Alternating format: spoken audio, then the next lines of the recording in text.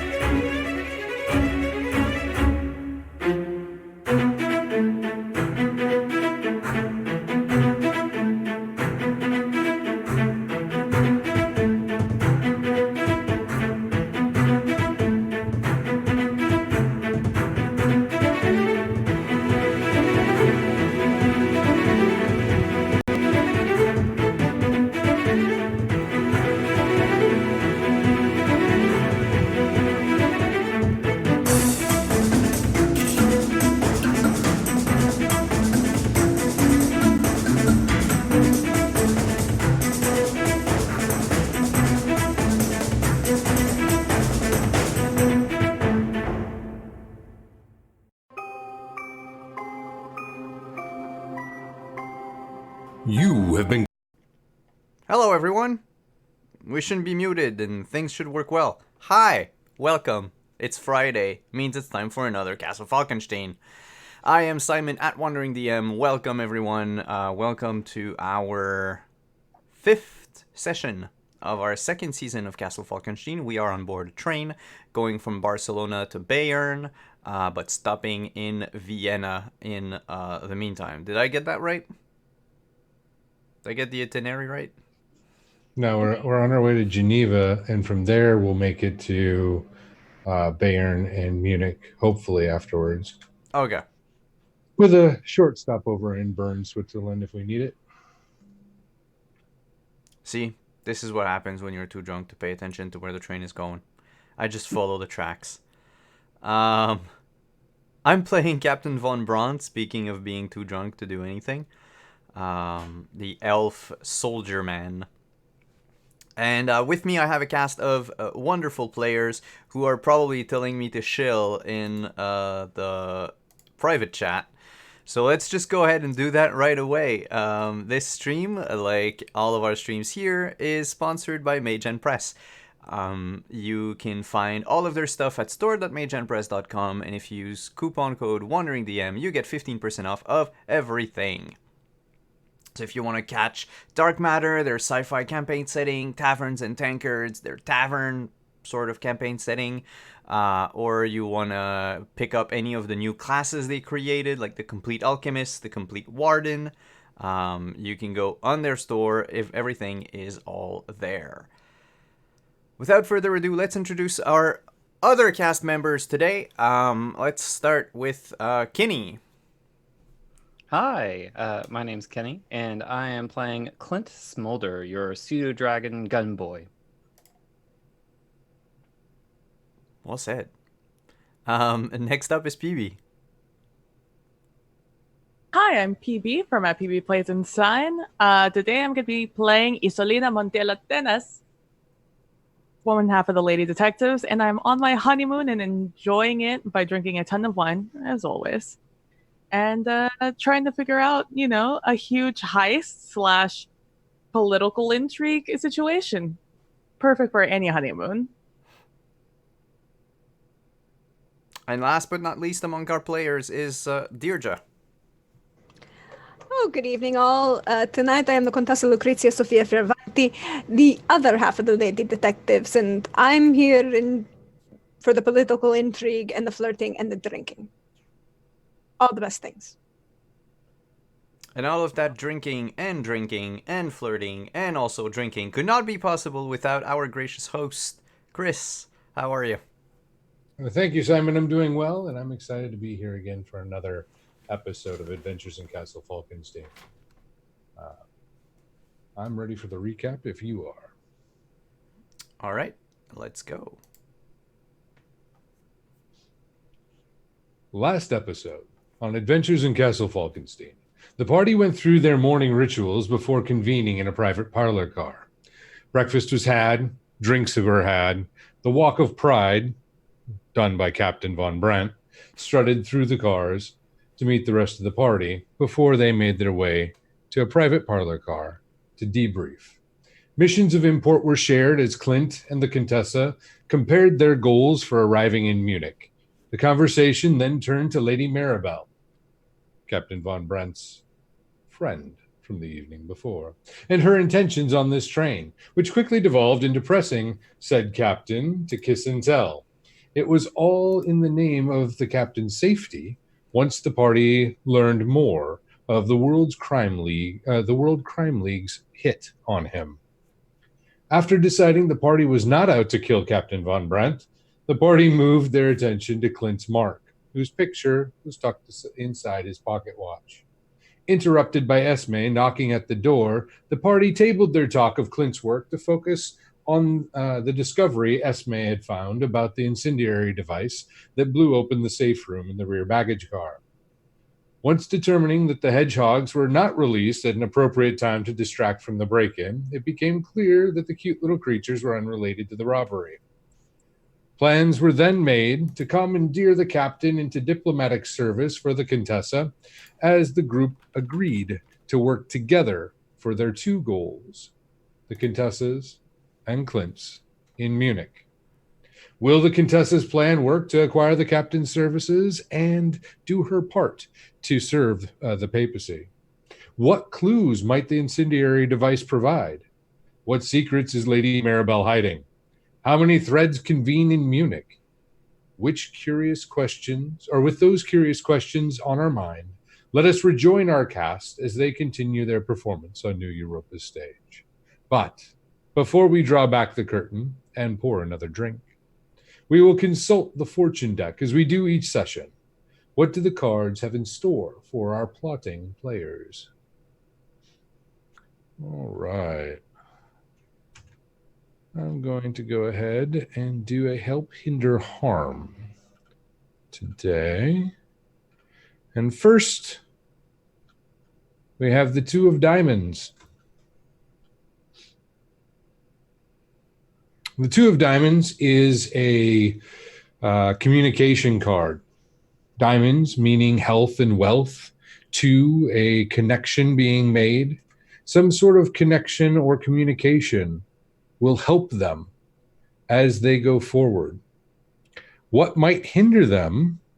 Well, nothing this session, for it is fated to go in their direction. The Red Joker is fate, benevolent fate, who has taken it upon themselves to cast their lot with our players. What could harm them? The balancing, or maybe the unbalancing of emotions. Emotions often run high when someone's trying to kill you, or when you're trying to get that pickup line just right. Either way, we should watch for whether or not they can balance their emotional burdens this evening. So let's return to the cars. The train, as it speeds its way toward Geneva, we find 2 of our players, Clint Smolder and Captain Jonathan von Brandt. They've made their way toward the rear of the train to the baggage cars, working their way through the last common class car and approaching the door of the first baggage car. Inside, they find the stool unattended, as the train is short one conductor, but they know that Frederick is usually stationed here. They've seen him earlier running around trying to keep up with the extra work. It was in this room before that the top hat with the portal to wherever the hedgehogs were coming from was found. What or where do you remember storing your luggage, Captain? I would assume that the captain entrusted his belongings to one of the conductors for them to place in the luggage.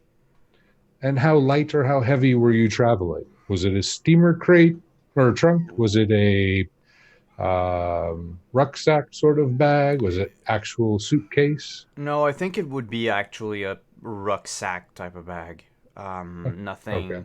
He was on the run, so nothing too heavy. Nothing. I wasn't carrying anything much on my person. Okay. So you'll find, as you're looking through this first car, that most of the cloth bags have been stored in here. On the on the floor level, which is a shelf unto itself, steamer trunks have been tucked to the sides of the walls and kind of create pathways in which larger bags are either stacked upon shelves or atop the steamer trunks themselves. You'll find most of the hard case luggage or steamer trunks are actually in the next car where the secure room was placed.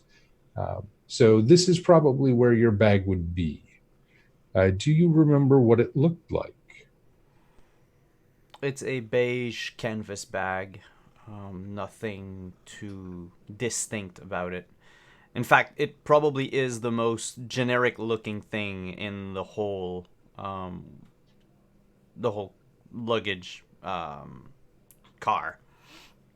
Okay. Since I'm not trying to stand out much. Mm-hmm. That makes sense to me. Is there do you want to use some sort of skill to try and find it, or are you just going to try and methodically go through each section and see where it might be? I think he's... No, I think I'd try to go with my perception. Okay. Which is average, if I remember right. And a diamond. Do you have any diamonds? Let me check. Or shall we go fish? No, I have a diamond. I have a 4 of diamond. Okay.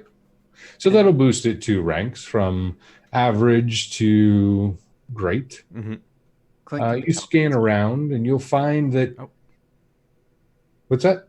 Clint can be helping as well. So Okay. He's there. Absolutely. And your perception is Good. good. So that add another 6. So 14. As you guys scan around, you'll note that there's about 10 tan rucksacks. Some of them a little different in size. There's 3 of them in the far corner from where you're standing, 2 along the right-hand side, and the other 5 are scattered about in various places across the middle and the left-hand side of the baggage car. It seems with all of the ruckus that's gone on, and the hedgehogs coming from this space in particular, some of the orderliness of how the bags were stored have been, has kind of fallen apart. So there is a pathway to walk your way through, but it's not as neat and orderly as it was earlier. Well, I see a couple of the bags. You want to split? Take one side, I'll take the other. Yeah, that could work. Is your bag heavy? Like should I? What should I feel around for? If you find yourself, I'd say first, don't put your hand in the bag without looking. I've got my sword in there. All right. So you might want to look for something long and hard. That would be my sword. And I also have my pistol. And a change of clothes. Which is basically all that I brought back from Africa. So there's going to be quite a bit of room in that bag. Yeah. All right. And so Clint will go to the other side. Okay. So you take what, the left or the right one? Clint will take the left. All right. And I'll take the right. All right. So, do either of you, or you're just going to methodically go down each side? Yeah, I think. Well, Jonathan is gonna go from like the farthest end of the car, and just look through, like rifle through all those bags one by one until he finds this. Okay. Well, I don't need to rifle per se. I can just open them and look inside. I don't This want is to true. disturb the contents too much. This is true. You'll make your way through, and it doesn't take super long for you to find yours. It is actually on the right-hand side. It's one of them that's along, on the shelf. The 3 in the back, you don't even get to, that were kind of clumped together. With your perception, though, and where you're looking, you will notice that all 3 of those seem to be very uniform. Size,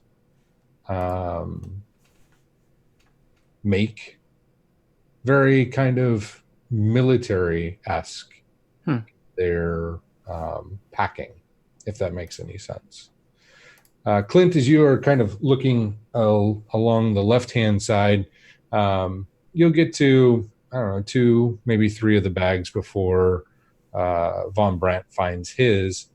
And you'll notice most of them are extremely soft. They're just packed with a lot of clothing. No real sign of anything else in them other than clothes. They're also packed fairly tight, and they are smaller in size. Yeah, Clint will, if noticing that they are plump, will just kind of move on to the next one. Yeah. So on. You have your bag?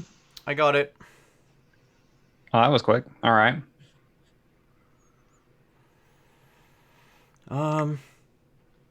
You haven't had any weird reactions from the passengers watching you just carry your firearm around? I mean, the usual reactions where people give you a little extra space and a little side eye sometimes, but just, cautious, Hmm. which is what I'd expect. Yeah, I mean, plus that with my uniform, I don't think anybody's gonna ask any questions if I show up armed across the train. Not as many as they'd ask me. And as I speak, I'll be putting on my holster with the pistol and the sheath with the blade in it, just in case. Okay.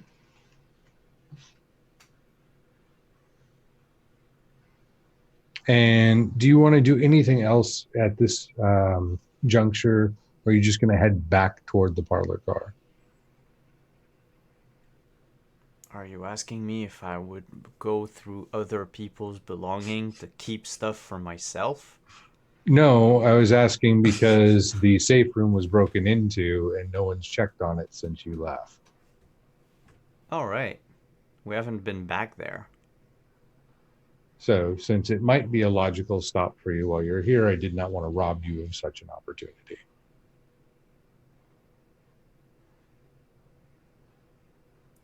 I don't think Von Braun would clue to that yet, though. Okay. So unless Clint, you want to go take a look at the safe, No, I think Clint is more just focused on awareness rather than investigation. Okay.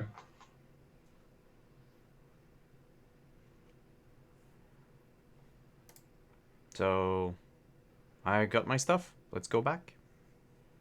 All right. The less we look like thieves, the better it is. Well, we're not thieves, so We are looking through people's belongings. we're looking for someone's specific belongings.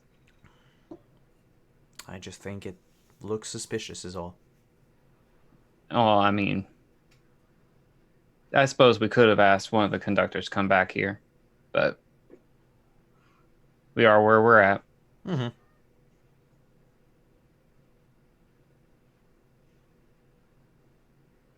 And off we go. Okay. So, as you exit and go back to the common car, who goes through the door first? Probably, probably Clint. Okay. You go through the door and into the common car, and you get an uneasy feeling like you're being watched. Your heightened awareness kind of, you just get this feeling, but you don't seem to notice anything. Clint will reach his hand back and wave at Captain Von Braun, just to try to get their attention. I'll get closer to Clint and just whisper, what is it? I don't know yet. I don't have a good feeling. And my cards are not built for this, but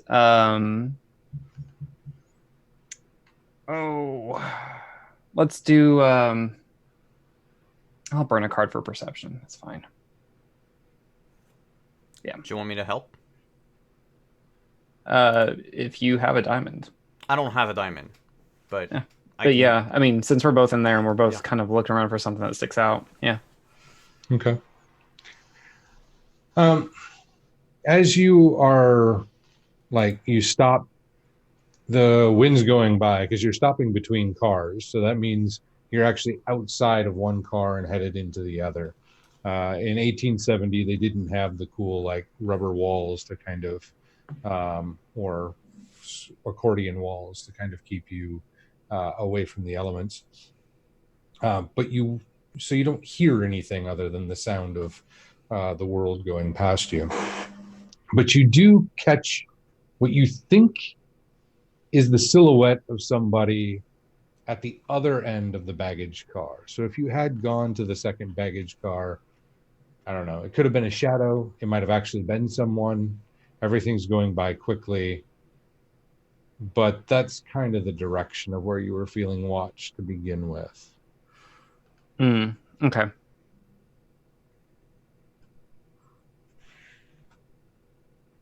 Anything wrong? I Well, thought I saw something. yeah, I did too. Do we want to check it out? Might as well. All right. Let me go first, just in case they're trying to spring something on you. Oh, yeah, sure. And I'll get my pistol out just in case. So we're doing that awkward, like, shifty round thing because we're in that train crossing area and have to kind of, like, Sorry. Oh, my bad. Yep, I'm sorry. Yep. Oh, okay. And, swords everywhere and, holsters and, yeah. Mhm. So Clint will put his hand on the door and pull it open. It's a sliding door, or is it like The door actually goes in. in? Okay. Mhm. We'll open the door in again and poke his head in and just kind of take in the room again. Okay. There's nothing notable in the room. Nothing seems to have shifted. Where you thought you saw the silhouette would have been through the window of the door on the opposite end. So, but again, it was a far distance away. Clint will walk cautiously, but kind of with purpose, like through the car towards the other end. Okay. As you do so, I'm assuming that you're being kind of hyper vigilant and looking that direction. Yeah. Every once in a while, I'd say, I don't know if there's any regularity to it, but you'll kind of see a silhouette or shadow kind of creep in, and you notice that it's a shadow being cast on the second baggage car, but it's coming across into the view of the window.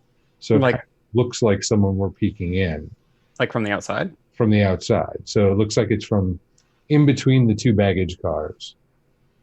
And it's almost as if it's being like someone, say, if it were a person, say they were standing just outside this car's door to exit it, and they just kind of lean forward, and the sun catches their silhouette and projects their shadow onto the car across.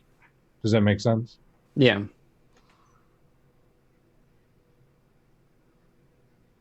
That's kind of the physics of what you're seeing. I wait for the captain to come up. Do I hear anything coming up from the ceiling, from the roof of the train? You do not. Okay. So? I don't know if he knows that we're here. I'd imagine so. Do we sneak our way to the other car, or do we announce ourselves?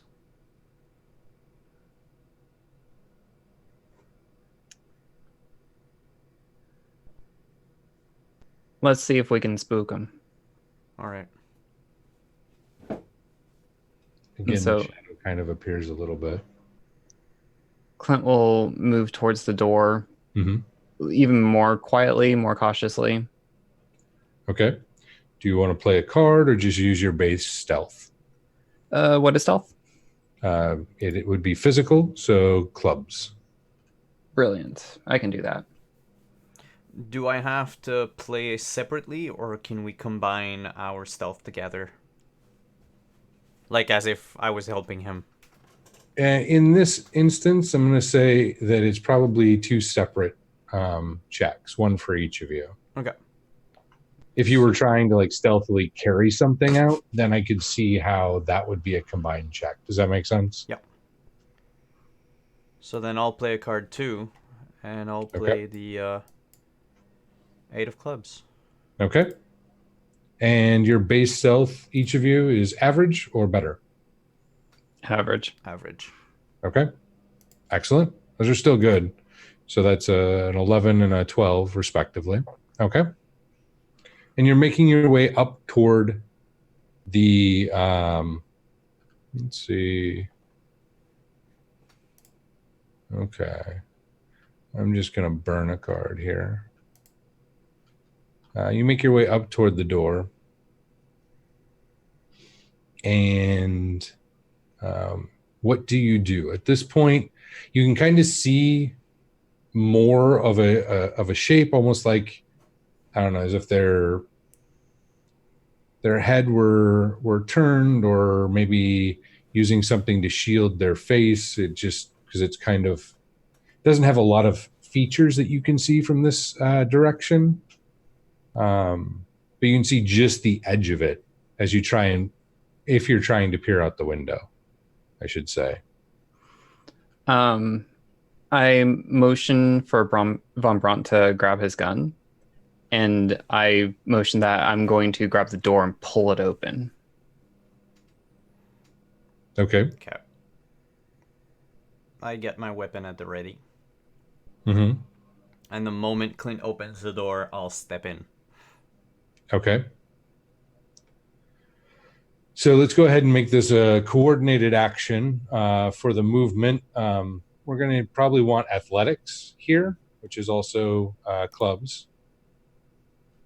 Ooh. Not as good. I have a good athletics, so This will actually be teaming. Teaming? So Oh. because it's a coordinated movement, the pull and then the move. So I'm guessing that 3 of clubs is the lowest club amongst both hands. Yeah. You said you have a good athletics for Von Braun? Mm-hmm. And then Average. Okay, so that's a 13. That's still solid. You make your way through. There's actually kind of sun in your eye, and there's movement immediately as you come through the door. What do you do? There's sun in my eye, but I do see movement. See something like right eye line. You see a silhouette and movement. It's about hedge size and, few feet from you, 4 or 5 feet from you.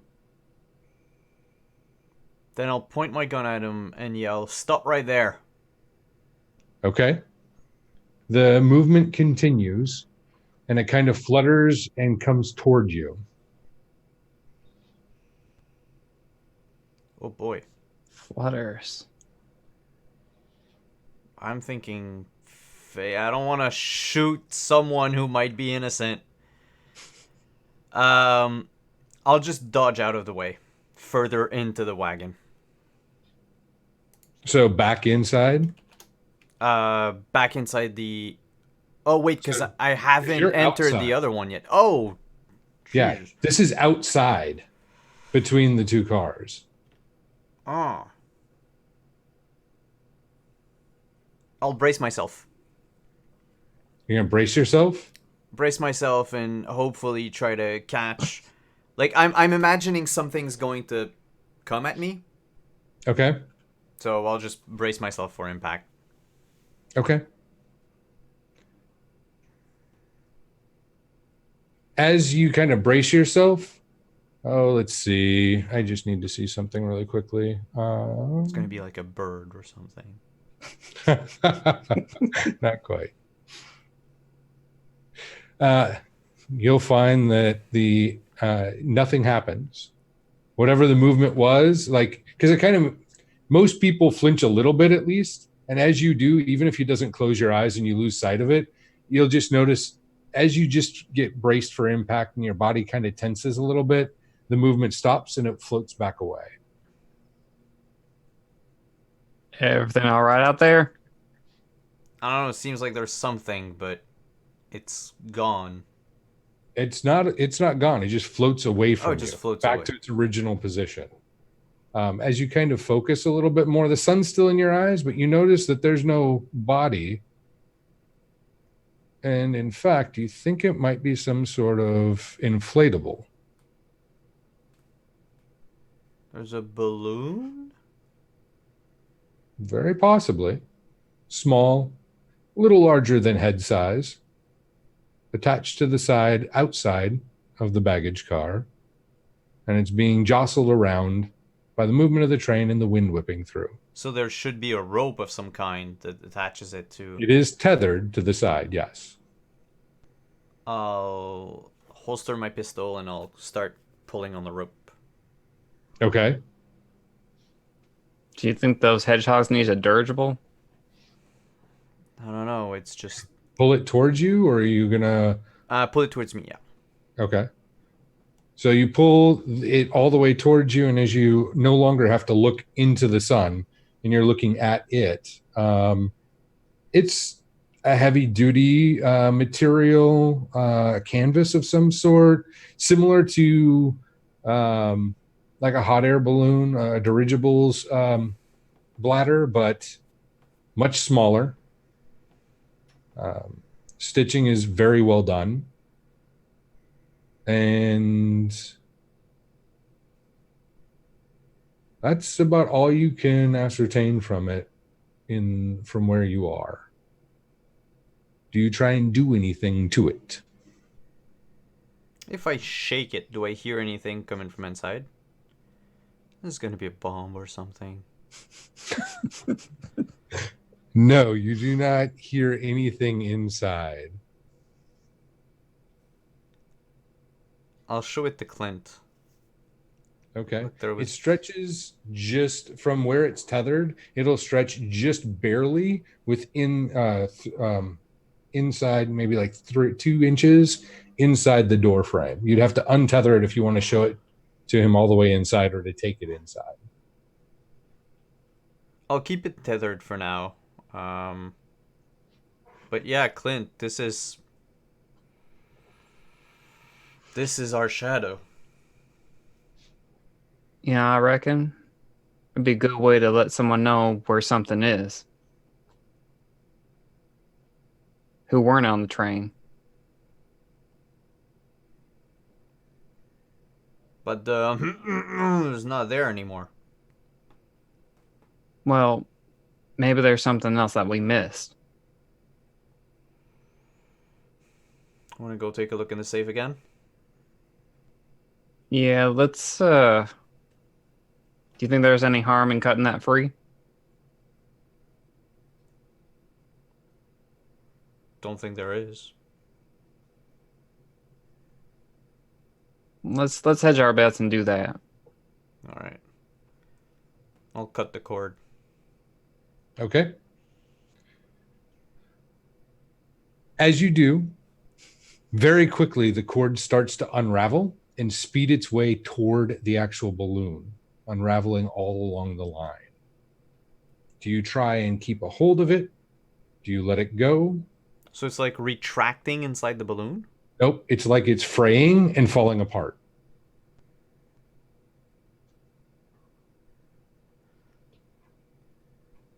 You know what? I'm going to try to get a hold of it. I want to pop the balloon, see what's inside of it. Okay. So you're going to grab the base of the balloon? Mm-hmm. Okay. You said you have a good athletics? Yep. Okay. You can hold on to it fairly well. And then you said you want to try and pop it? Yeah, I'm thinking there might be a message inside. Okay.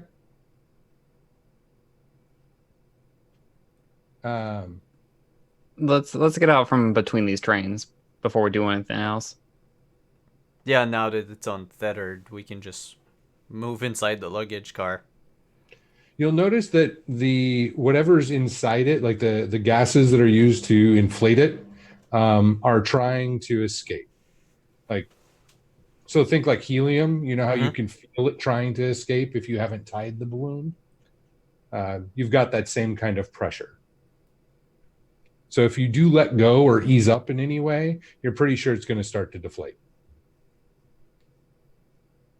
No, I'll ease up then. I don't want to let it go completely just in case it goes wild, but... Okay. Are you doing that outside, or are you waiting until you get inside one of the cars? It would be very reckless of me to let any type of gas escape in an enclosed space such as a train car. So I will remain outside and just Okay. ease up on the balloon and let it deflate slowly. Okay. What's your physique? Great. My physique is great. Excellent. Would you like to play a card? I would like to play a card. Physique is clubs. Mm-hmm. So I'll go with the jack. Excellent. This gas was actually designed to kill Fae. Woo!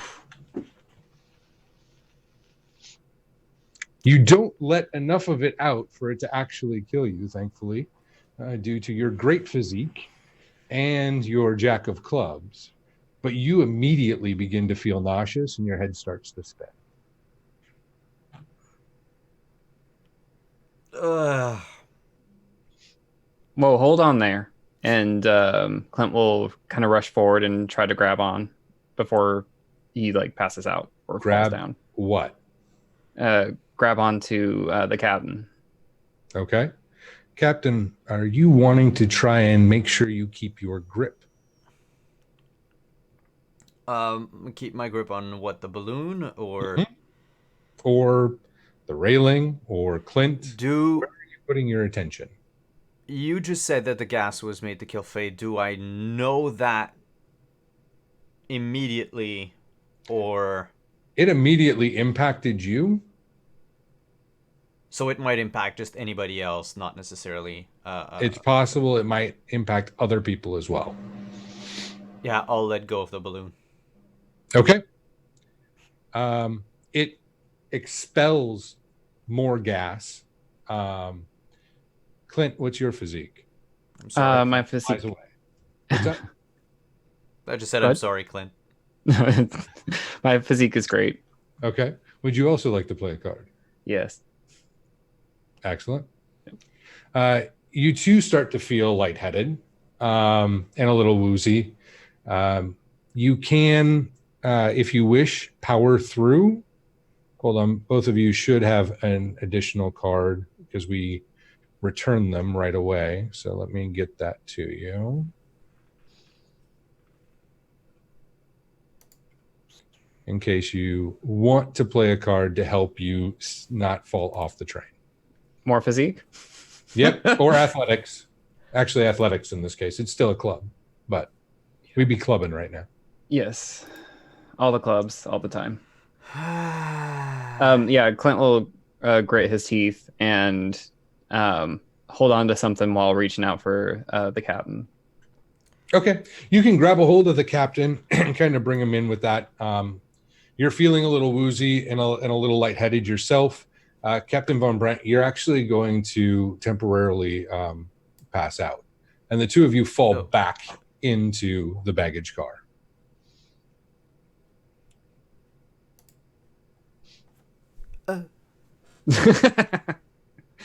With that in mind, hold on to those thoughts. We're going to go back to the parlor car. In the parlor car, we have Esme, the Contessa, and Isolina.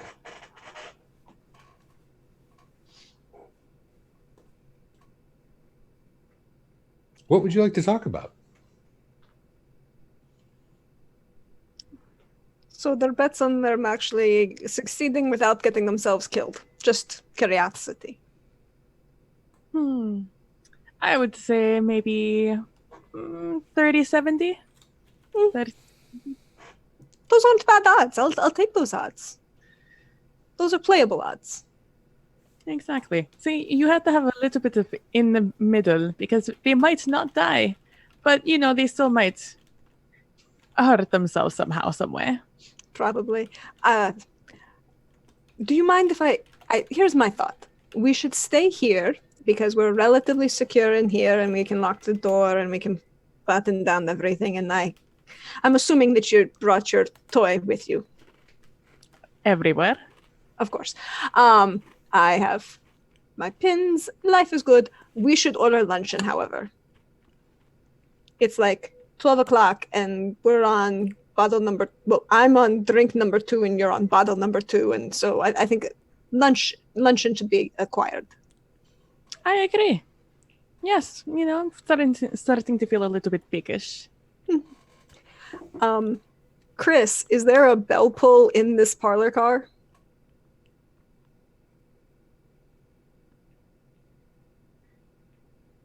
That's an excellent question.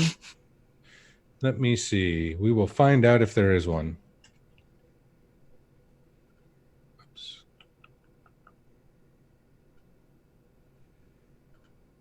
And yes, absolutely there is. She's gonna pull the bell pull for the for the waiter. Okay. It'll take a minute or two as you're there's one waiter in the bar and 2 at the dining car, so it might take a minute or two for them to get to you. And after a couple minutes, sure enough, the waiter actually from the bar does show up and say, knock on the door because you locked it. Mm-hmm. She'll slide the door open slowly, checking to make sure that it's the waiter. It's a waiter that she recognizes. Yes, it's the same one that you've seen with Tristan quite often. Signore, mille grazie. I'm sorry, I forgot to ask your name. You are...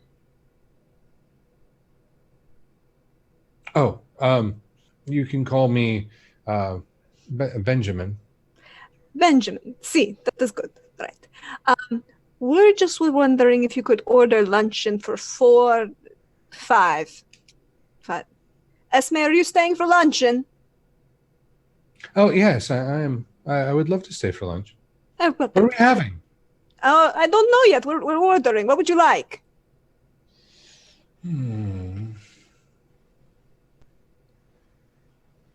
Do they have any fresh caught fish? Signore, any fish? I can see what we can do.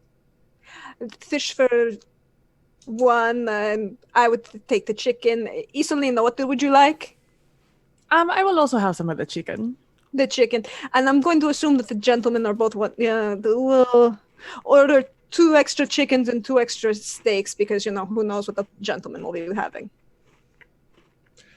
Okay, I can do that. Thank you very much, darling. And she'll slip a small tip into his hand as she closes the door. He will look down at it appreciatively and pocket it. It looks almost like he was uncertain as to what you were doing at first. Mm-hmm. And then, he pockets it without making a scene and walks off. She'll close and lock the door again and go and sit down and say, so, bets on this Iron Master trying to kill us? Ooh, I think the real bet is what time frame he's going to try and kill us. Yes, that's always a better one. We'll always assume that somebody's going to try and kill you. The time frame is more fun thing. Yes. Yeah, I would say so. I mean, I do not think he'll strike on the train. I do not think he knows who we are yet. Well, at least me. You may have a more robust reputation than me. I try to embrace it, but it's not usually one that gets me killed by outsiders. Although it could be happening this time. Who knows? Honestly, with the Iron Master, apparently it could be about anything, anywhere. So we have an Iron Master. I have 2 bodyguards. Signore Smolder has a gentleman that he needs to encourage not to be a problem anymore. We have dinner plans and the party to attend in Munich. How is your honeymoon going? Everything you dreamed of? I think even more. I was expecting something. I did not know what, nor did I really think it was going to happen this early. But if anything, that just makes it all the better. I mean, Esme even just found herself a new toy. Well, I haven't made another one yet, but I probably could if I could find the right parts. I wonder if they have how much baking soda they have on this train. Considering how useful it is to cleaning linens, I think a whole lot. Excellent, because I'm going to need it a lot. Is that something that you can order? Darling, I can order anything I want. If I smile enough, no one takes notice. Excellent. And she'll go back to scribbling on the paper and making other calculations. Let me know when you have a list and I'll order everything at once. Oh, a list? I haven't gotten to that stage yet. I'll let you know when I'm there.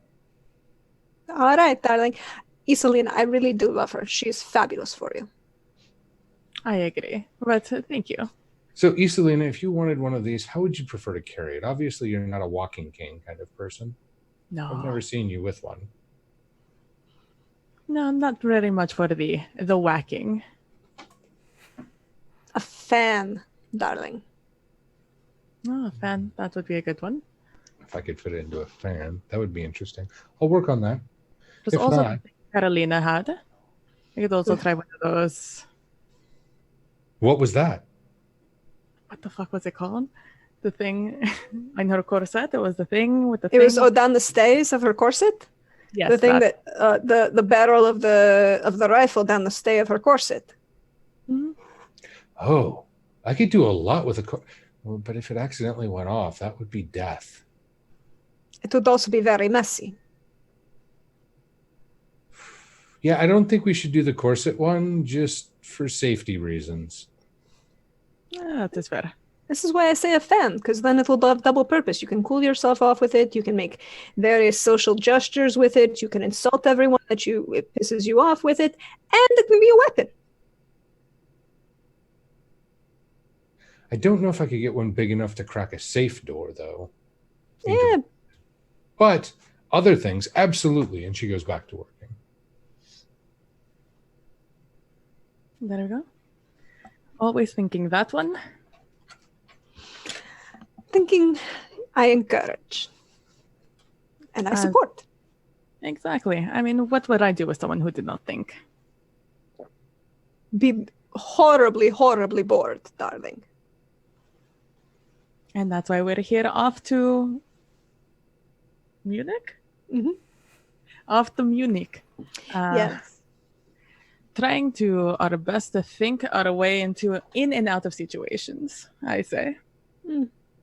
Well, the first situation when we get to Munich is we're going to attend the very charming soiree at the Lady Strickers. She's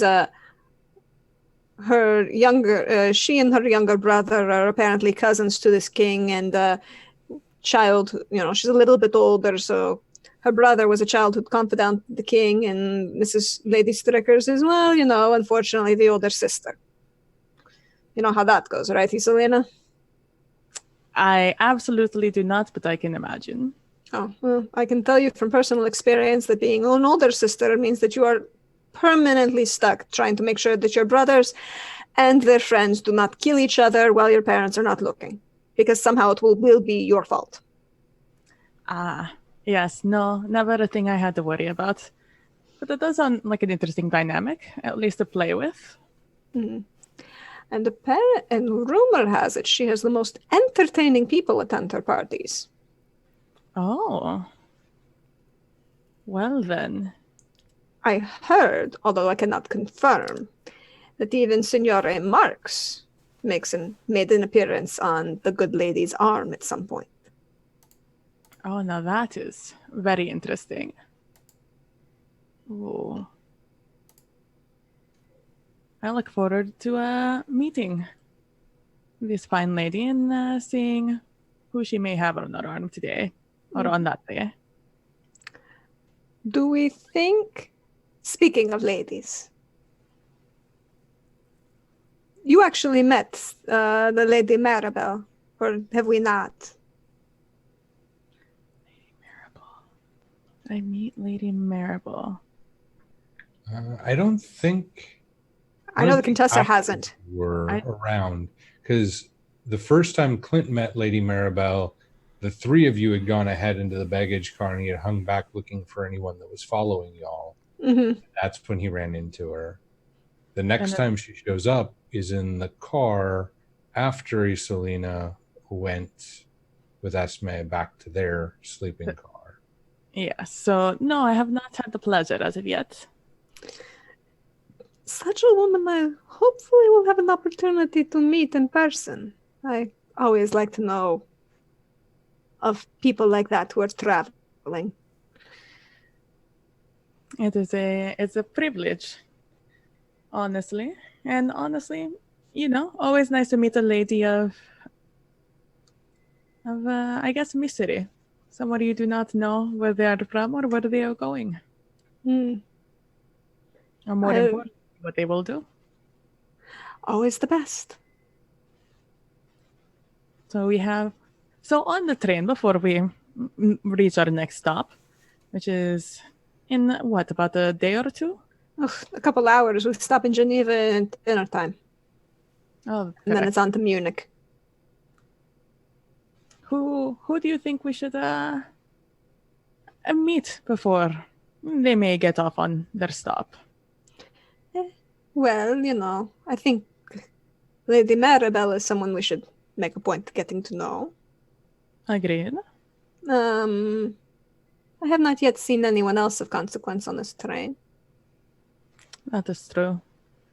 The only other one that I can think of, at least, was the contact for Smolders, but that is... not much was gained when we met her the first time. At least, on my part. What do you know about her? From when we met her, that she holds her cards close to her chest and only shows those she wants to show. That she is, knows people who know people who have magical items. She had this wonderfully charming watch that could tell when there was magic around. A very useful trinket. And that she knows many people in the association Mr. Smolders is working with at the moment.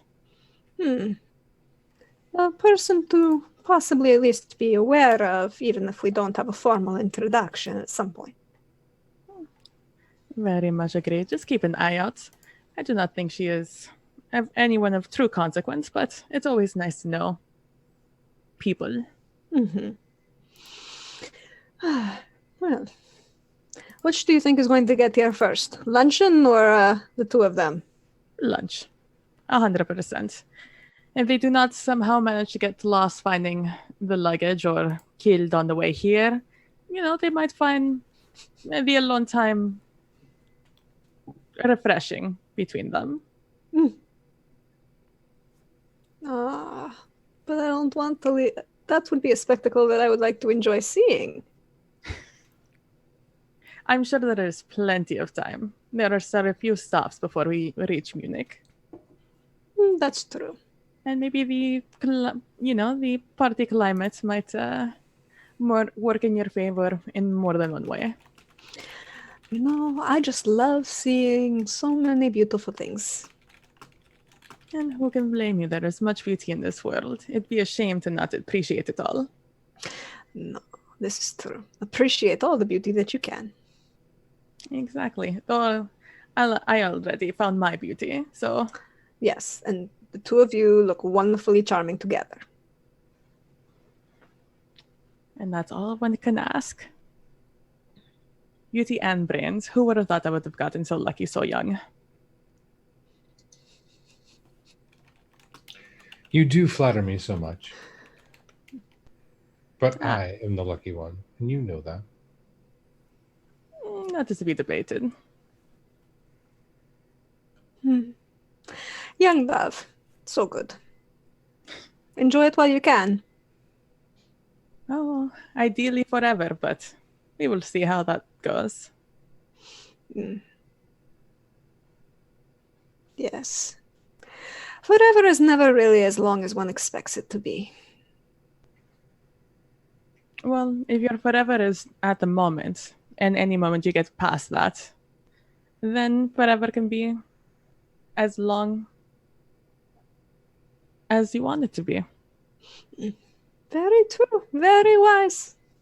But it'll be great. We'll sit here, we'll wait, luncheon will show up before the two of them, and Then we can continue to discuss and try to figure out to see if we have any more connections we can figure out between everything we have discovered so far.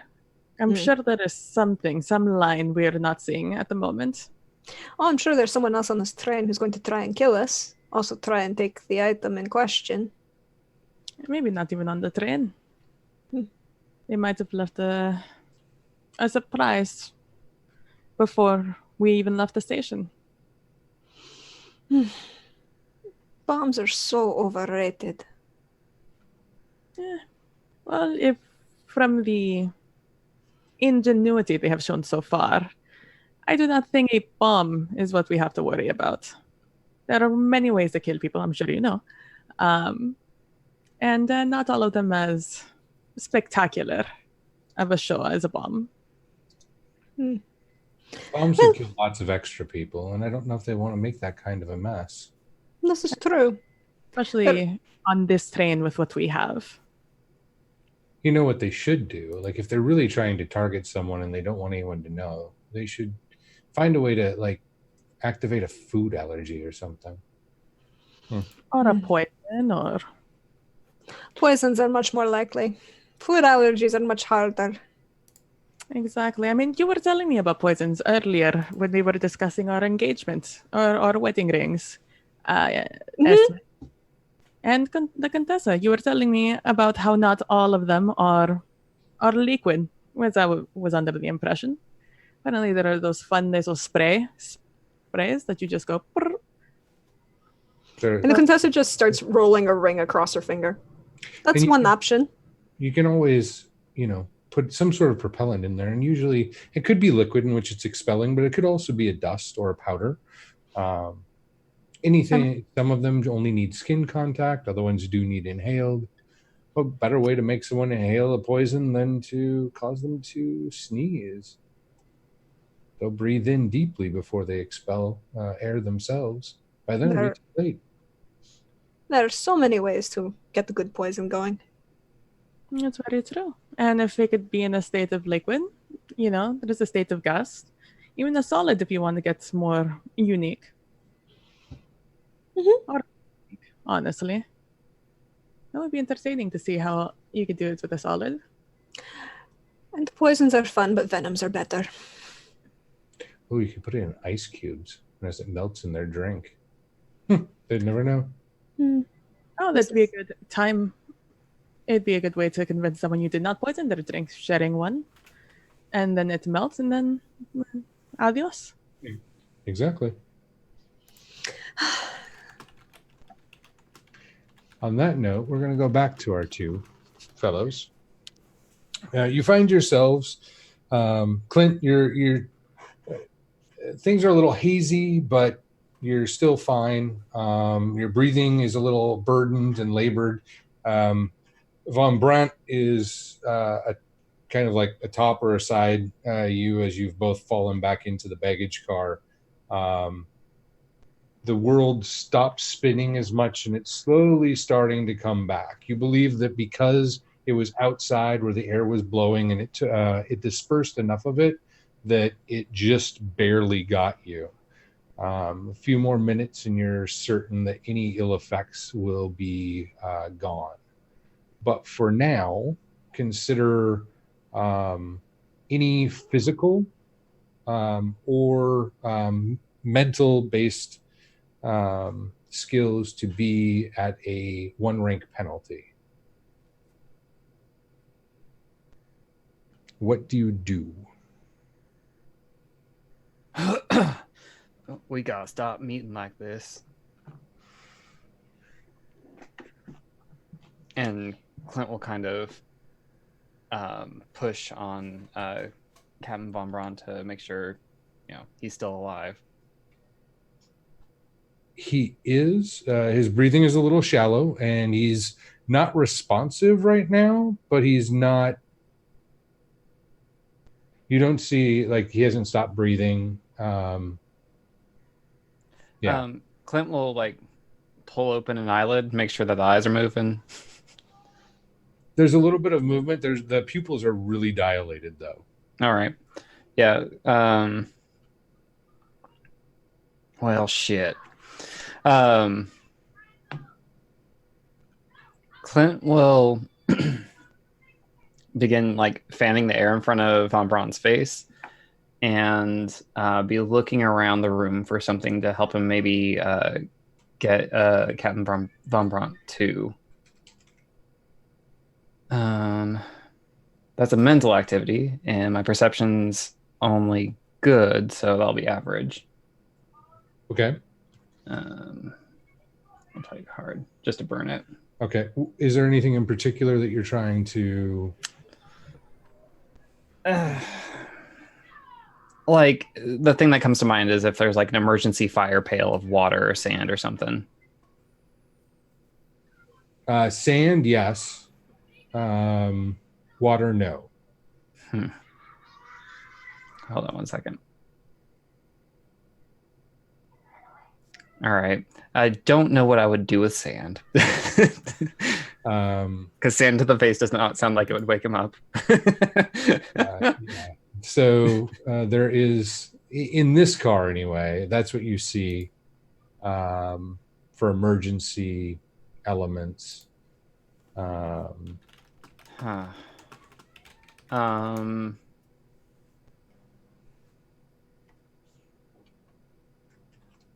I'm gonna start rummaging through one of the soft bags, see if I can find a perfume. Okay. As you go to start rummaging through the bags, you hear a cough and a sputter.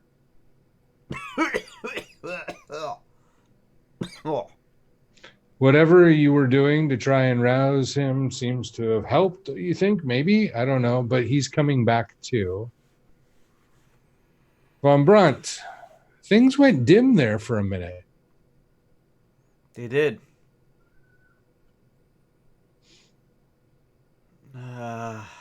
You're in the same condition level as Clint Smolder is.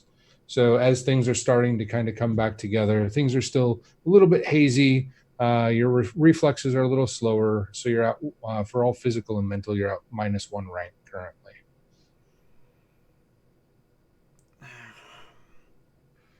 Thought I lost you there for a minute. It'll take more than a balloon to kill me, friend.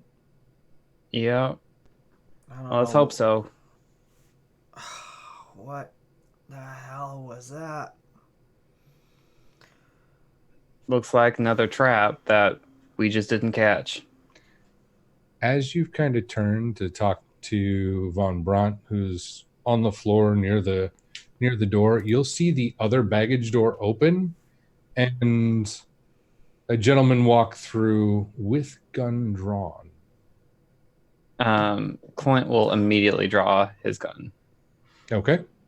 And I'm gonna do the same as I say, oh, really?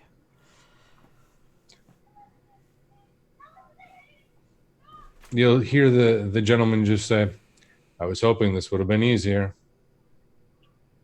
Clint won't even blink an eye before he shoots. Okay. Roll that beautiful bean footage. So that's marksmanship. Mm-hmm.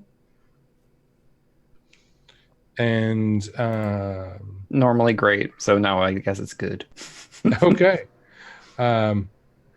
His focus seems to be entirely on Von Braun. He does notice you as you fire, and attempts to shoot the captain rather than dodge out of the way of your shot. Captain, do you want to try and roll or return fire? I'll roll out of the way. Okay. So in athletics, which normally should be good, but now is average. And it's clubs. Mm-hmm. I want to burn this. Okay. Excellent. So, the resolution of what happens is pretty simple. His eyes kind of lift as he looks at Clint, a little surprised that Clint's there, almost as if he completely neglected Clint's existence. Your shot is true and hits him square in the chest. His shot ricochets and grazes von Braun.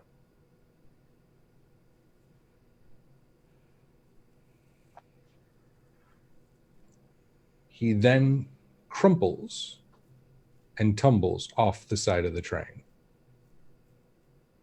You forgot to tell us your master plan.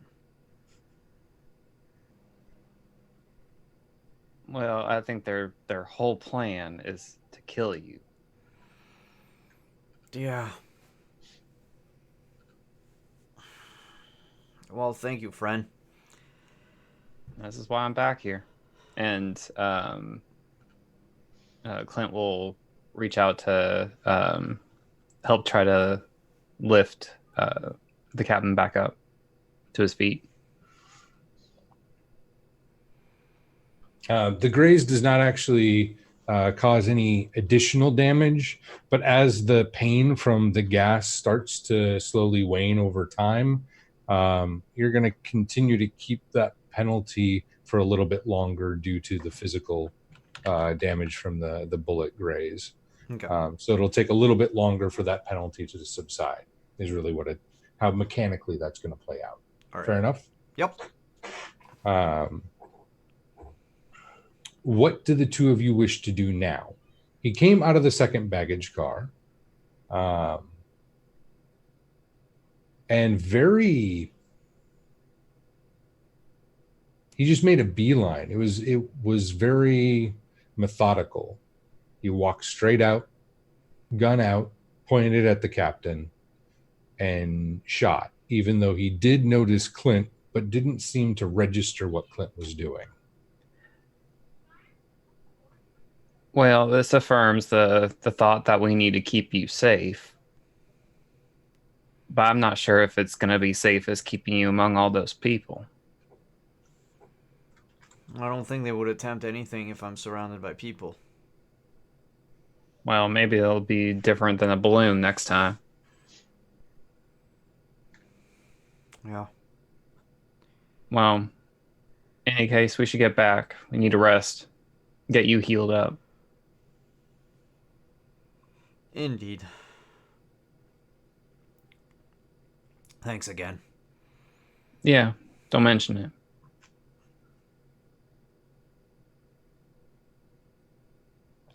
And Clint will help brace the captain up and walk towards the entrance on the opposite side, heading away from the other baggage car. Okay. By the time you guys make it, I would say to the before you enter into the dining car to head back the other direction, you would have made it through the common sleeping and the common sitting car, which Von Braun, if you wanted to, you could probably walk of your own recognizance at this point. It's not going to be the most graceful, but you wouldn't have to rely on... I think Clint would kind of lean over and say, milk it. If they think that you're down and you're weak, they won't come on as strong. They'll just take it for granted. You're right. Also, the pain. Oh. Feel free to pick which arm it is. It's one of your two arms. The way I was, I don't know. I'll go with the left arm. Okay.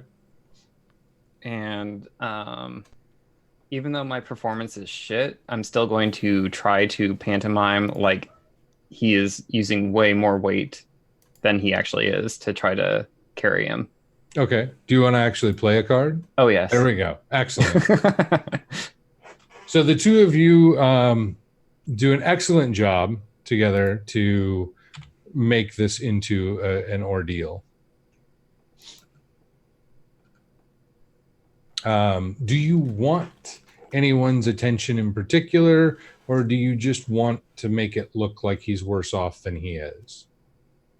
I might bump into the row of seats where I noticed that the other gunslinger was, Mm-hmm. because that's a little out of place. Okay. And so I want to see what they do and if it draws their attention at all.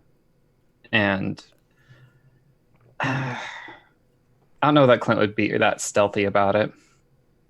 Okay. As you, or the two of you, kind of make your way through, and with the performance check, we can say that it looks like it was a natural reason for it. You'll see that they just kind of cock their head, and they weren't visually tracking you until you did that. Mm. At which point they started to visually track you. Okay. If they were using some other means, relying just on sound or using reflections or something, then that wouldn't have, that could have been possible. But they did not make any motion as though they were visually tracking you until after you bumped into their row. Okay.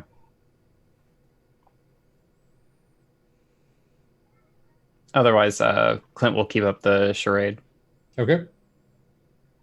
Through the dining car, some of the more upper class guests will, there's a little bit of gasping. One lady tries to faint, and her husband just kind of looks at her and goes, "Really? Can we eat?" At which point she actually just kind of like smacks him and then returns to her lunch.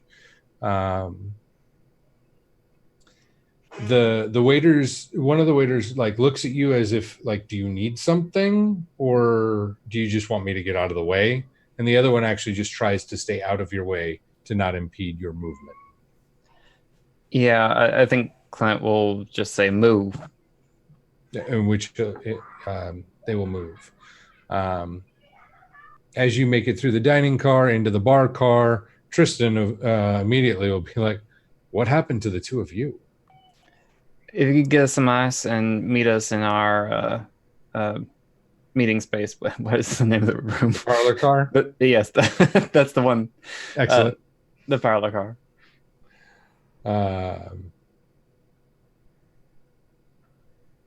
They will, or Tristan will nod and say, "I'll have some sent over right away." Thank you. And keep on moving through.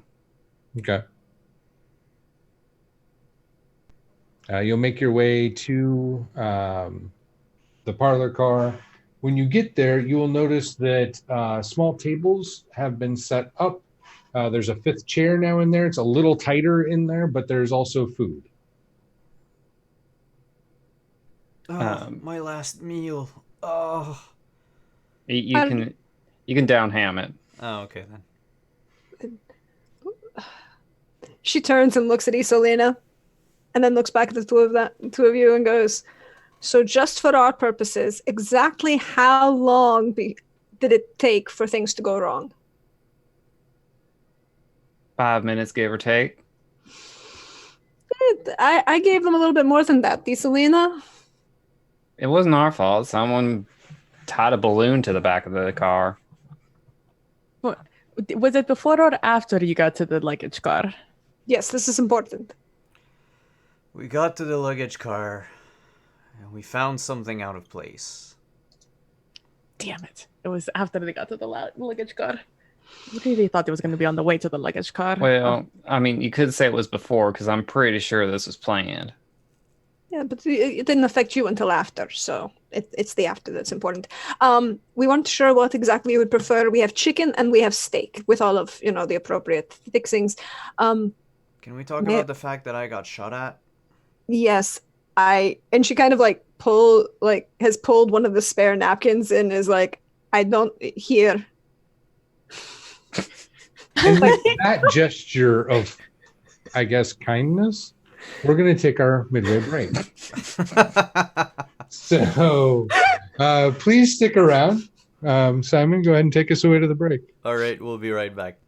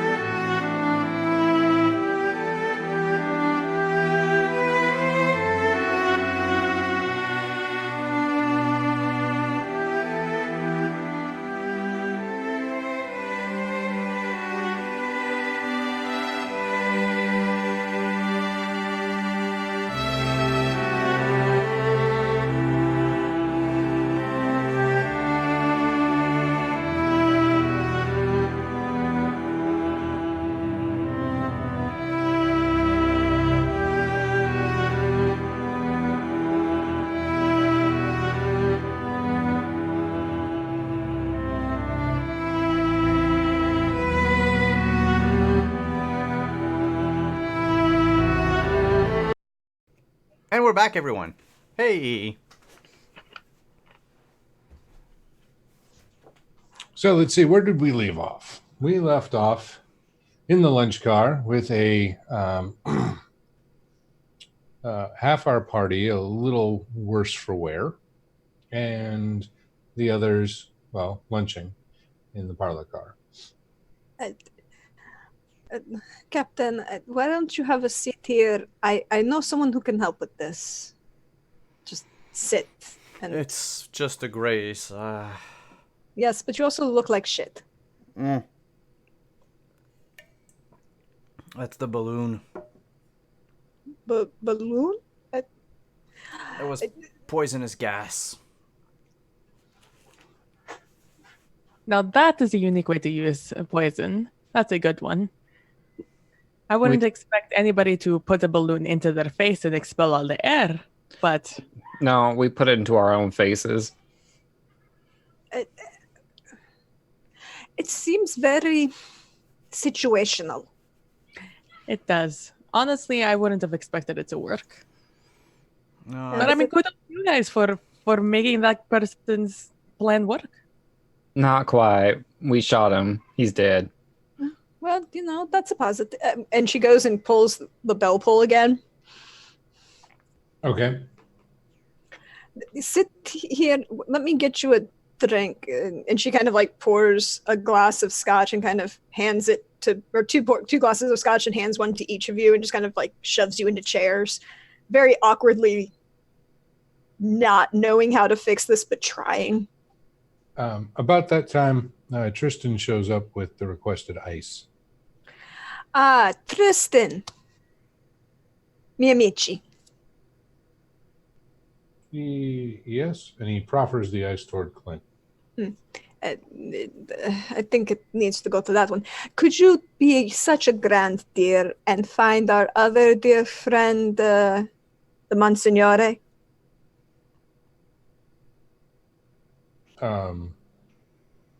Okay.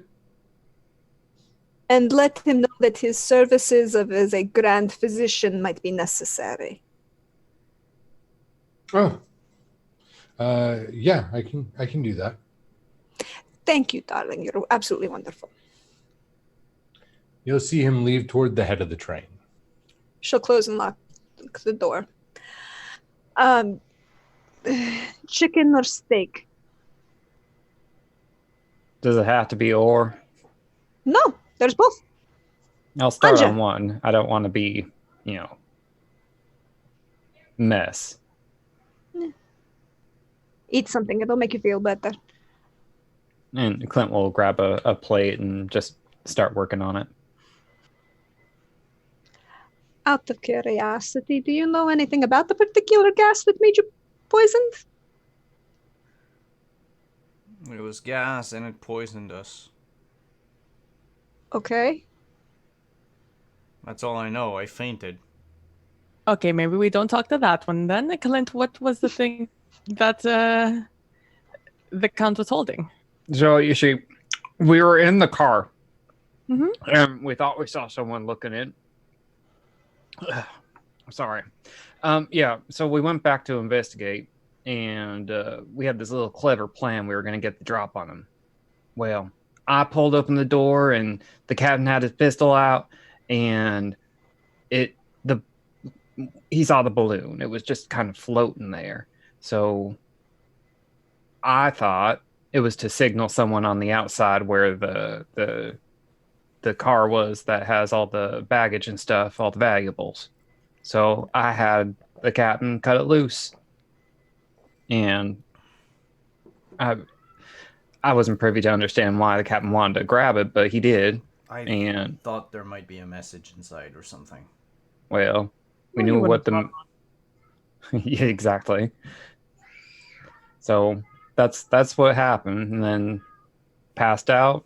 I pulled the captain into the baggage car because I didn't get hit as hard, and as soon as I went to look for a way to wake up the captain, someone walked in, and it looked like he's about to shoot the captain, and so I shot him first. Well, not before he grazed the captain.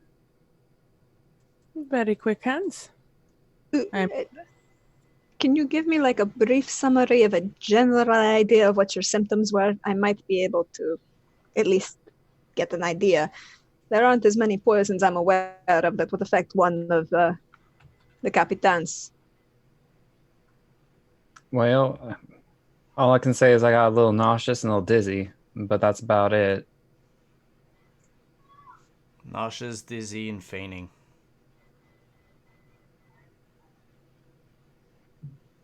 Hey, can I use my education and I'll play a card to see if she can remember any particular poisons that might have to do with Fae that could be inhaled and would lead to these particular symptoms. Oh, and it was light enough to loft a balloon. And light enough to loft a balloon so it's not a heavy aerosol is. And she'll play the 9 and her education is good.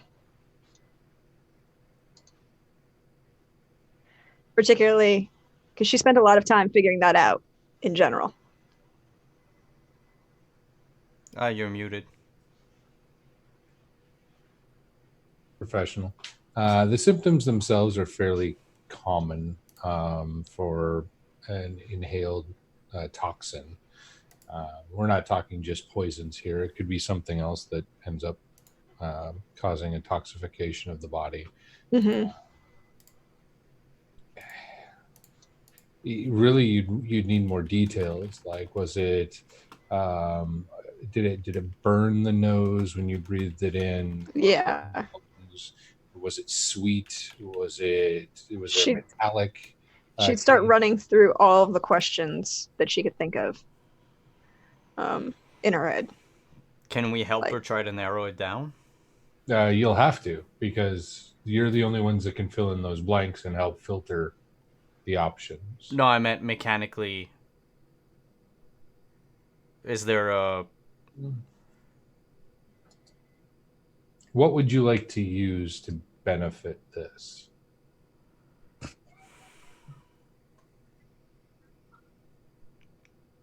I mean, the captain would know something about gases that keep dirigibles alight in the air.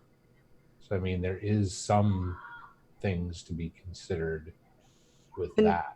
He probably would be aware of his general if he's a pilot, he'd probably be aware of his general reaction to most of those gases as a Fae.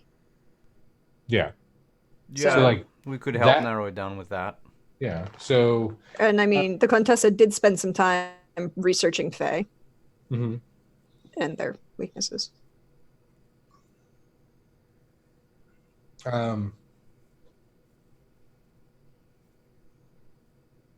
You'll find that in the conversation back and forth, what's your... let's go with education for the captain. Education is average. Average? Yeah. So that'll be an extra 4 points that we can add on there. So a 19. Yeah.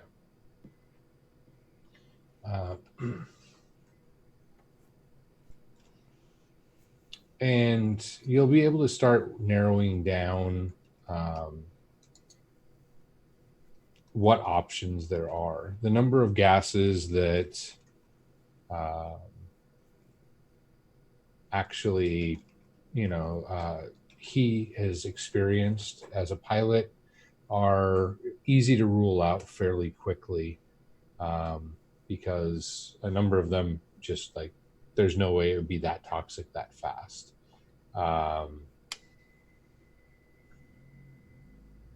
Unless it was some sort of compound, then maybe.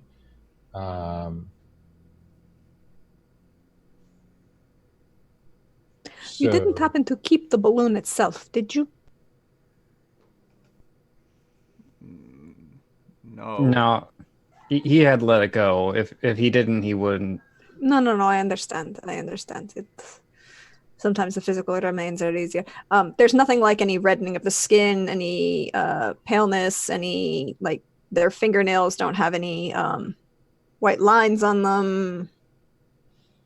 At this point, you don't really notice any of that. There is a slight, I don't know what I'd call it, tinge, greenish tinge to the captain's lips. And along his nostrils, actually. But it's very faint. You'd basically have to stare at him awkwardly in order to see it, which I'm assuming you're kind of looking them over and not worried about how things look at this moment. No, she's kind of like standing up and she's like shoved him into a chair and kind of like, leaning his head back against the chair and just kind of like has put a handkerchief in some of the ice that Kristen brought and has her hand like holding the ice on his forehead and then looking at the rest of him. So it doesn't look entirely as awkward, but it's still awkward. And she's much more trying to be more professional than, you know.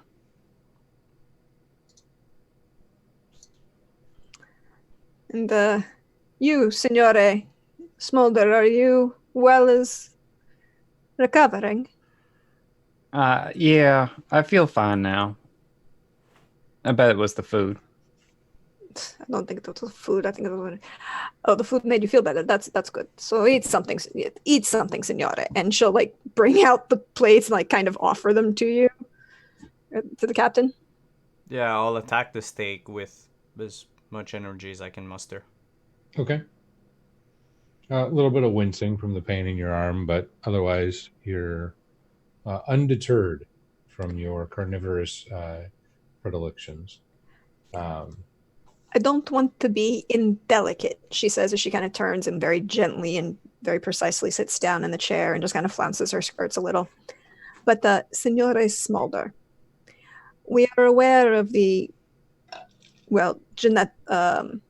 family lineage of the good Capitan. Is there anything in your family lineage that might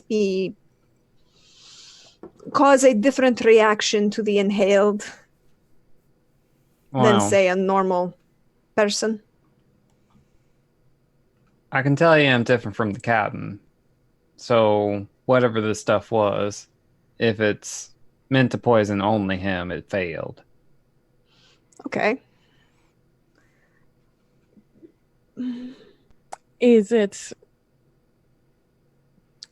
Was it targeted towards the Fae? Could be.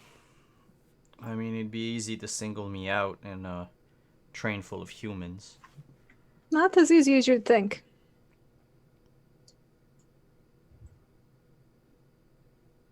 Well, this was definitely a target. I feel so foolish. We were there looking for traps and just missed it.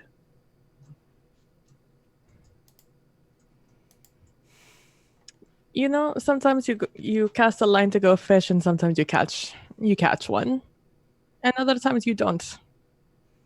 And sometimes instead of catching. You know, come to think of it, I know that the gas wasn't flammable. Well, that's something. So this draw any memory for her whatsoever?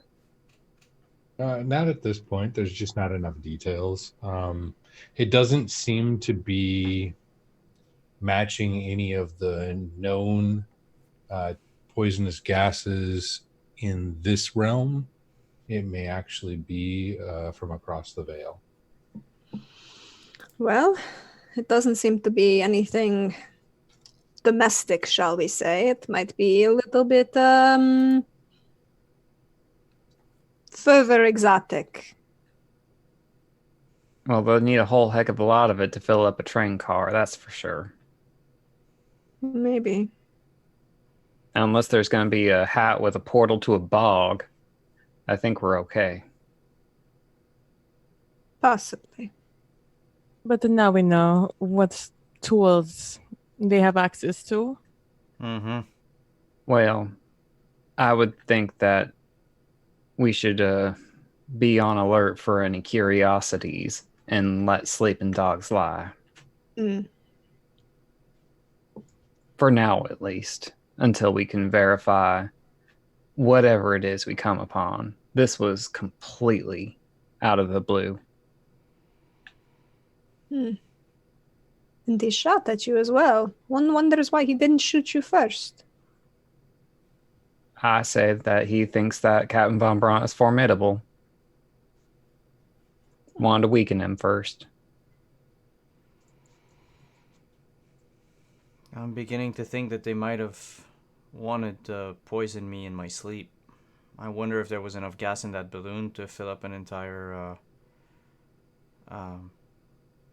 bedroom place in the car. Oof, my brain. It would need a lot more to poison you in your sleep. It's a lot easier to poison someone when they're physically exerting themselves.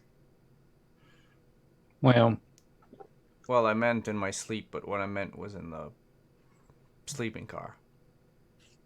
maybe you take up with one Lady Maribel tonight again. She has ample bodyguards. If she is not the one to be worried about, of course. Because she could be the one that I'd have to... Well, in that case, keep your enemies closer. I don't really recommend that line of thought. It never ends as well as you think. Ends in a bloody mess, that's all I know. Or it doesn't end in a bloody mess and you're very frustrated that you can't kill someone.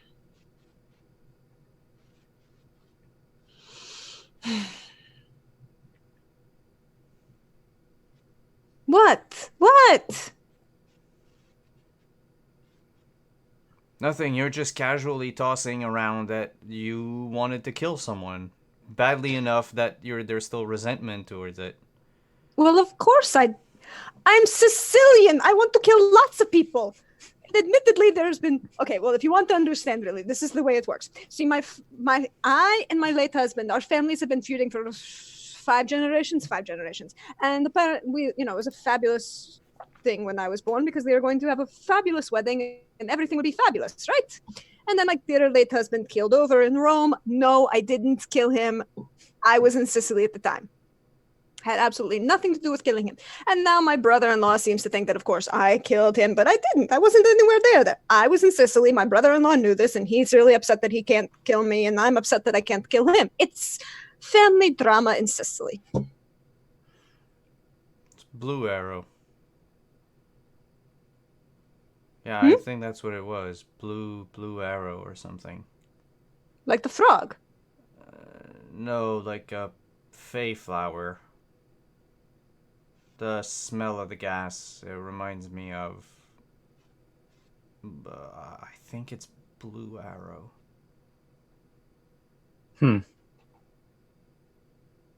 Doesn't grow here.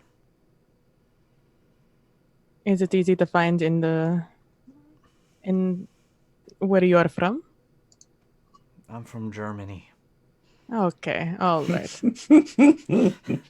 Where are you? Oh my god! In the Fae, is it common there, Senor? Let me check my notes.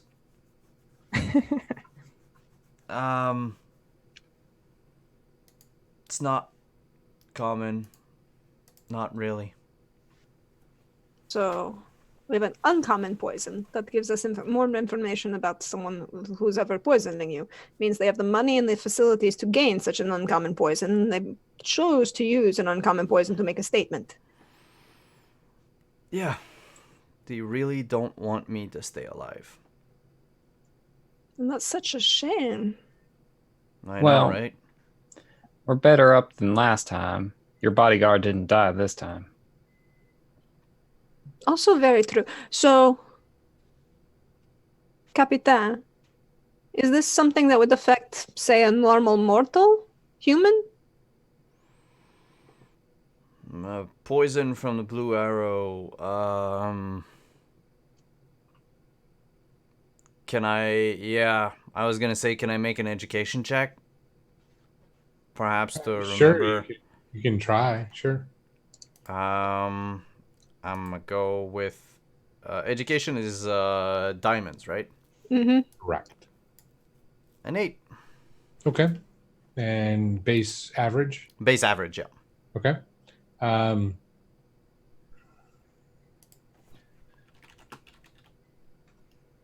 Probably, maybe, what you remember most about, if it is connected to Blue Arrow. Blue Arrow was used generations ago when the Seelie and the Unseelie were openly at war. It was guarded by, harvested, and utilized by Fey assassins on both sides.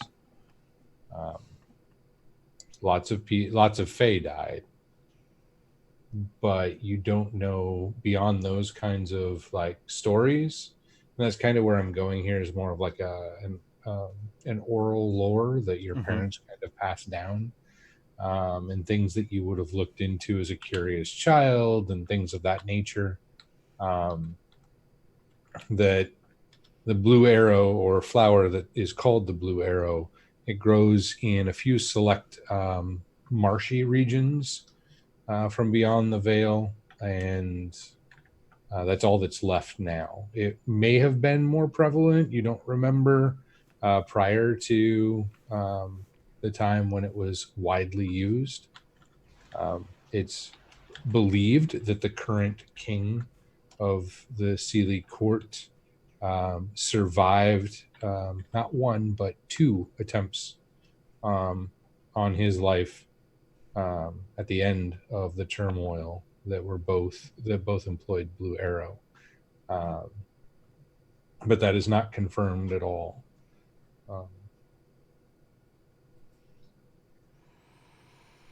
It was used to kill Fae in the conflicts between the Seelie and the Unseelie court. It's a rare enough flower. It used to be tad more common than it is now. So whoever is using it knows where to find it, and knows at least that this poison can kill Fae. Though, mind you, the king survived 2 assassination attempts using that very particular poison, so... Which king? The Seelie king. Oh, just... There are a lot of them running around now. It's, you got to keep track of these things. So we know it kills Fae. It had some effect on Signore Smolder. We're not sure if it would have any effect on general humans. Hopefully, the good Monsignore will be able to assist you. Let me... 1 second. Did you do something to piss off the Seelie King? What? No. I haven't set foot in the Fae realms in all my life. But we do know another Unseelie who's very fond of poisons, don't we, Selena? We sure do. That the Iron Master, well, he employed or attracted an Unseelie. I should not be poisons. surprised that y'all keep the most lethal company.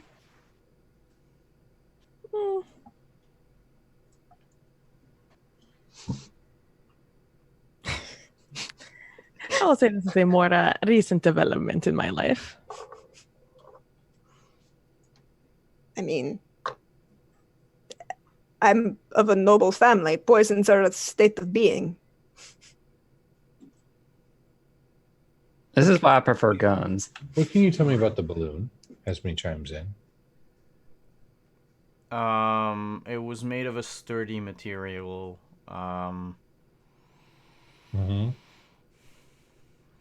Thicker than like your backpack. I'm assuming you're carrying it with you, right? The rucksack? Yeah, sure. So thicker than the bag that you have, or thinner? No, I think it was thicker. Was it very flexible, or did it seem to be fairly or a little bit on the rigid side? From what I remember, it was more on the rigid side. Okay. Something like the same, well, not the same material as a Zeppelin balloon, but But something that had that level of resistance. resistance. Yeah. Okay. Excellent. She starts writing down some notes. And how is it tethered? With a rope. The rope. Was there any particular type of knot or way that it was threaded to the balloon itself to make sure it didn't just like fly off? I didn't pay attention to the knot, really. Okay. I went to cut the rope with my saber. No. Okay. Do you think there's still some of it left? Yeah, there should. Like the other half of it, the one that was tied to the train. Why? Okay. We may have to take a look at that later. We should go as a group. I wouldn't be surprised if they're waiting to have the captain alone. Yeah, I don't think I'm gonna be traveling alone from that point on. And they'll be coming for him. They think he's weakened. Hmm. We kind of made sure of that. Well, in that case, I definitely don't think you should go anywhere until after the good Monsignore takes a look at you. You can appear weakened, but it's always better if you appear weakened and then not actually weak so you can stab someone. There's something that's been bothering me since, the other day. Well, yesterday, I guess. I saw another gunslinger on this train. I know they're not common around these parts. And if anyone were to have a contract out, it'd be a gunslinger. Hmm.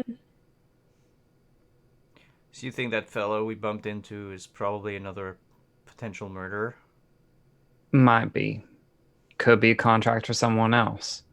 But since you seem to be Mr. Popular. Well, people tend to flock around me. Hmm. Very close word choice.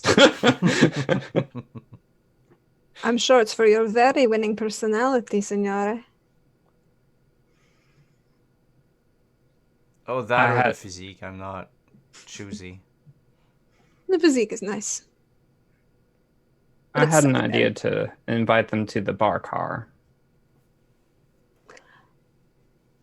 I support this idea. I just think we need to wait for the priest to check him over. Check you both over. Okay.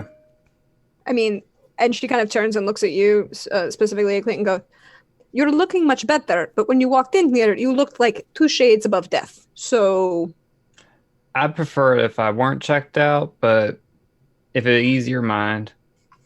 let's put it this way. I understand, and I totally okay. I just think it would ease my mind. It would ease everybody else's mind. That's the other thing about poisons. Not toxins or venoms as much. Toxins and venom, well, maybe a toxin. They can, but certain poisons and toxins can linger in the bloodstream for an extended period of time and then come at you when you think you're feeling so much better, and then you keel over. All right. So, we know he's a very good doctor, wouldn't you say, Isolina? I would say so. I mean, I've never personally been checked out by the doctor, but, other people seem fine. As long as you trust this man. Oh, sorry. No, Talking that's over okay. everyone. Where did you meet this doctor? And you just see the Contessa turn to Isolina and go, It was a dinner party. mm-hmm. Somebody got hit over the head and they called in the Monsignore to help the gentleman. Oh. So he's like a traveling physician / priest? Yes. You can say that, yes. He has some other skills as well. Aren't all priests traveling physicians of some sort? If not the body, the soul? Oh, see, there you go. All the good ones. Yeah, but right now I need someone for my body, not for my soul. Very good with the body. He's also kind of good with the soul. Mostly the body. Mostly the body. And he's a little bit... How would you say? Edges. Huh? Up around the edges? Precise? Russian. He's very Russian. There you go. That's better. Yeah. Ah. So like, dude, just don't mind the demeanor. It's just how he is. Exactly. Well, if you trust them. Mm-hmm. Did he help the man with the bottle smashed over his head? Yep. Yeah, it worked out fine. Last time I heard, he was working a fine job. All right. About then, there is a knock at the door.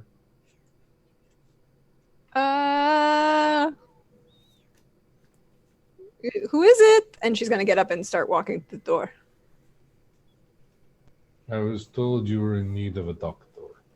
Ah, Monsignore, of course. And she switches languages as she opens the door to Latin and in just like the fastest way possible says, we had a small incident involving an assassination attempt. Poison was used and a gunshot.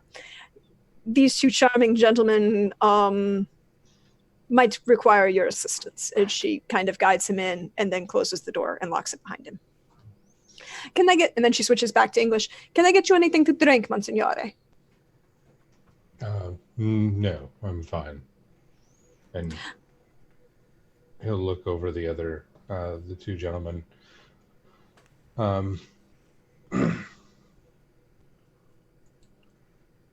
What type of poison was it? Potentially blue arrow poison from the Fey realm.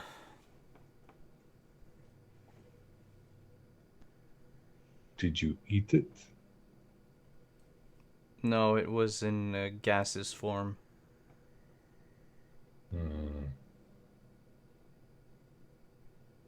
Interesting. And you? I got some of the extras.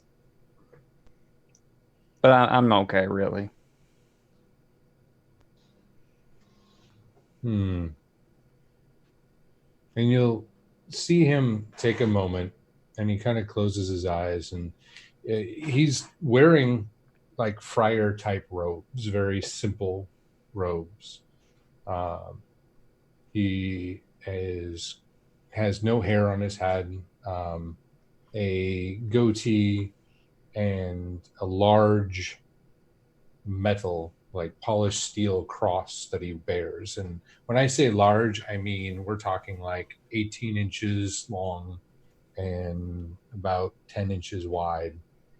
That's on a chain, a very hefty chain around his neck. And he grasps the cross and he begins to mutter some things. For the Contessa and Clint, you immediately pick up on the fact that he is uttering a spell. He's obviously not trying to hide it in any way, shape, or form. And you'll start to see the magic pool, and it starts to pull up from around, or like pull from the air and coalesce around his hands as they're gripping his item. And there's a light from somewhere that seems to glint off the cross until he finishes speaking, and it's all in Latin that he's speaking. And then he opens his eyes, and the irises are gone, and he's just kind of scanning over the two of you.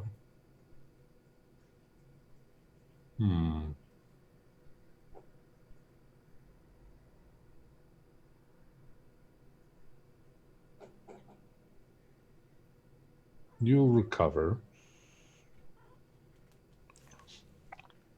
but it'll take some time. He'll then reach out and place a hand on your left shoulder, Von Brandt, and he'll close his eyes again, and start to recite some what you believe to be a prayer in Latin.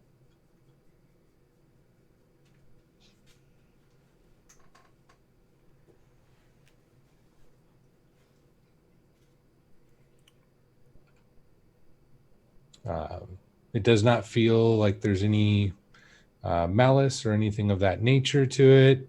He has a very calming demeanor about him. Again, the two of you that are much more sorcerously inclined will see magic start to, instead of this time pull from the air, it seems to emanate from the cross around his neck, and it travels up the chain and then along his arm that is extended and touching von Brandt. And it's this just kind of golden shimmery light that's just dancing along his body and down his arm, and it just trickles down von Brandt's arm as well. I do believe that you have a poor sorcery, correct, Captain? Oh, yeah. Yeah, you don't notice any of this other than the Latin mumbling and prayers that are being said. The only thing that you do notice is that the pain in your arm seems to go away. Huh.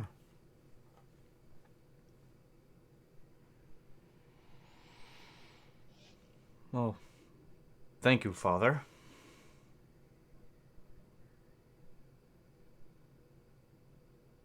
You're welcome. Anything else that I can do for you? We have one question. Oh, I have two questions, actually, Monsignore. You know me. I like to know everything. And I'm sorry, did not perform introductions. My apologies. Monsignore Vladimir, right? Yes. Vladimir Korsakov. This is Capitan Jonathan von Brandt of the French Foreign Legion, who is going to be providing some extra security for me as I attend some places and some parties in Munich. Mm-hmm. And this is Signore Clint Smolder, late of the New World, who will be also providing some extra security for me as I attend some parties in Munich. Mm-hmm. Gentlemen, this is the very nice Monsignore Vladimir Korskov. You know Ismay and Iselina, of course. Monsignore. I have not had the pleasure to meet Esme, but I do remember Lady Iselina. This is Esme, Lady Iselina's wife. They're on their honeymoon. It was a very wonderful wedding. We apologize that we couldn't invite you. But you asked the gentlemen if they had eaten it. Is that the normal form of ingestion of this poison, then? No, but it would change what I would need to do. Ah, that is good to know. What affects the digestive system is different than that which affects the lungs. And one other bitty, teeny, tiny little thing. Do you know if this particular poison is dangerous to those of the non-Fey relation? There isn't enough of it left in their system for me to identify. Well, I tried. But because it dissipated as quickly as I'm surmising from the conversations you've just had, I'm guessing that if they had gotten a stronger dose, we wouldn't be having this conversation.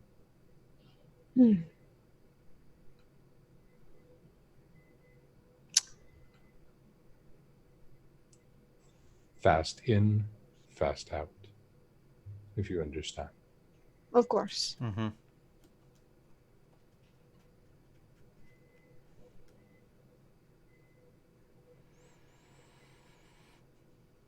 So I've survived one assassination attempt.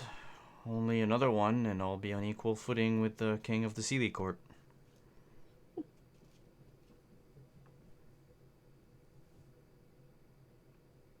I have to see the bright side in something. Well, I'm sure we can find you something else bright to find. If that is all, Thank you, Monsignore. Your assistance was absolutely wonderful. We appreciate everything about it. It was nice seeing you again.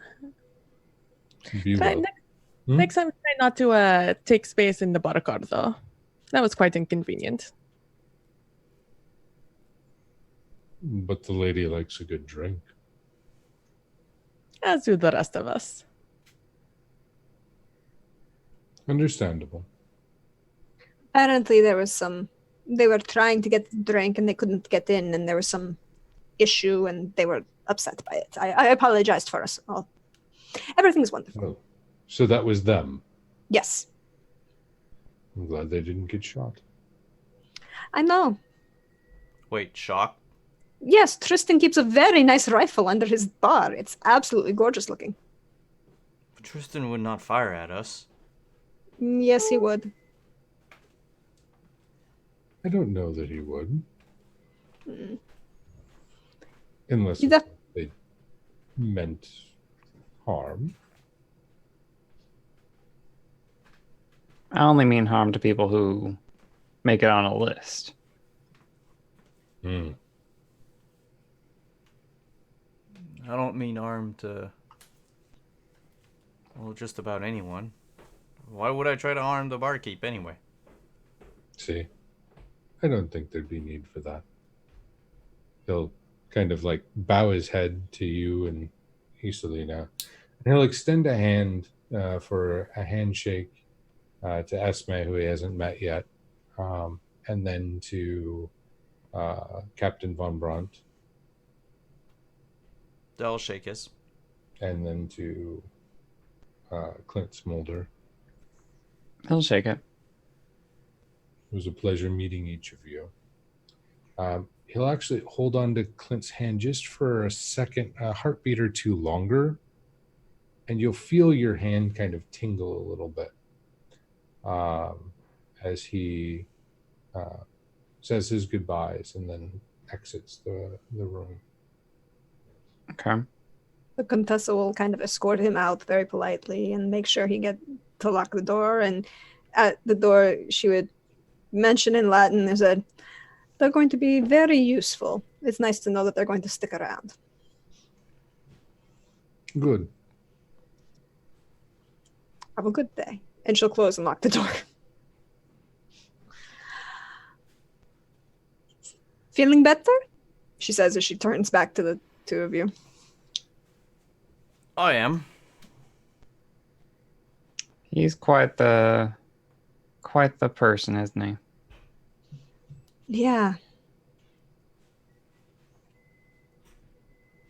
Well, hopefully we don't have need of his services going forward.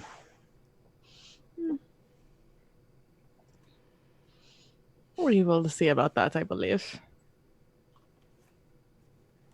Well, that is one assassin down. Who knows how many left? Did the man look familiar at all? Like he was on the train prior, or? Now that my mind is a little less hazy, do I recall having seen this man on the train before? In fact, the answer is no. Like, you're pretty sure you've taken stock of most everyone that you could on the train, and that was a completely different face than anything you've seen. And you don't even recognize the style of clothing. Like, it doesn't seem to match up with anything that you've seen on the train. Nope, new arrival. Or someone that hid on the train since we left Barcelona. The only stop we made last night was for water, right? Yeah, but someone could have snuck on board. It's long enough. Yep. 10, 15 minutes, plenty of time to get on the train that is stopped. Would you like to play a card to try and remember anything beyond that? Sure. Okay. Is it with education? Anything mental that you'd like to use. I'm super good at mental. So all of my mental, aside from sorcery, are average. So I'll just Average could- with a +6. Okay.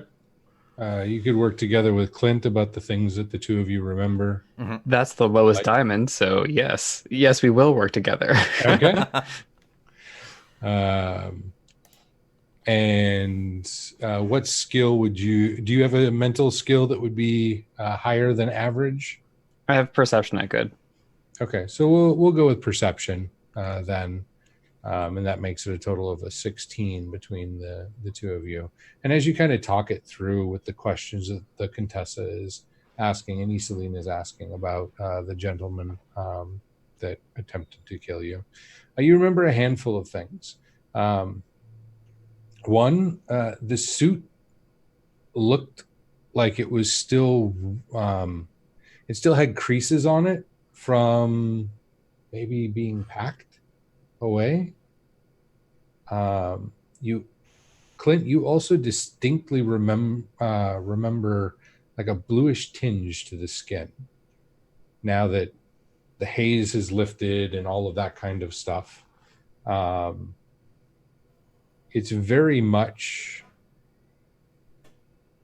something that stands out in your mind. Captain, you can't say for certain, but the body movements, the way that the person sort of lumbered toward you, it felt a little unnatural in their movements.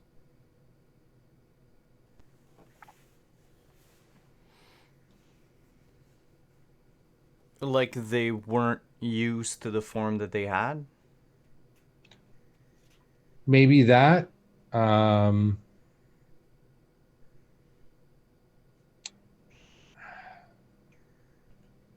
With a 16, yeah. So you remember getting one good glimpse at the figure who was mostly focused on you, Captain, and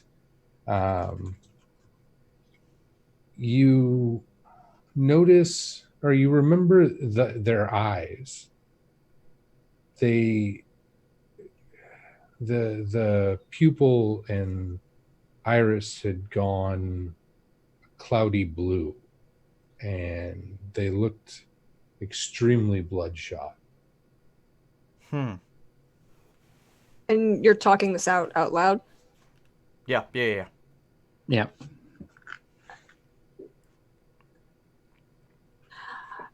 I'm going to put this out there because, let's be honest, everything else is weird and we've been dealing with this, and I've really acknowledged that I am Sicilian and therefore very superstitious about certain things. Was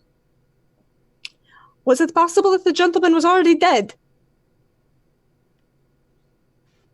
Well, then we have kind of a problem. Or more answers. Well, What was the name of that organization again? The Clint? world. Oh. the Hermetic Order of the Golden Dawn. They would have raised someone from the dead and sent them after me. With poison from a Fey realm. Well, I mean, it doesn't...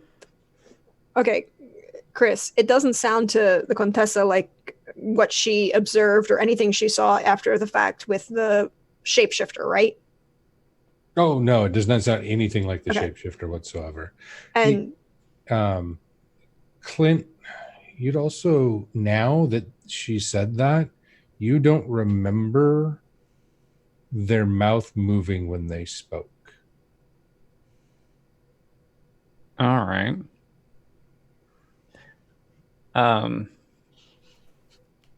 you met the dead man. I meet dead men all the time. They just don't know it.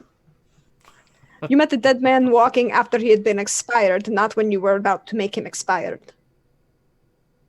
I bet you some train wheels made him expired. For sure this time. Can you? Because I've heard stories that all you need is a piece and that you could bring it all back as a puppet. Yeah, it would be very impressive. The human body is very, very complicated. I don't want to talk about magics right now. And Clint takes a long drink. The important Well- part is that they're gone. Mm, And now we know who the players on the board are. the problem is, given that he was wearing the things that he was wearing, he's probably already on the train. Either that or he got on and snuck some clothes from someone's luggage. I don't know the reason for that. He'd stand out. I don't think they were worried about him being on this train long term. Snuck aboard it- in a steam trunk? Oh. It's possible.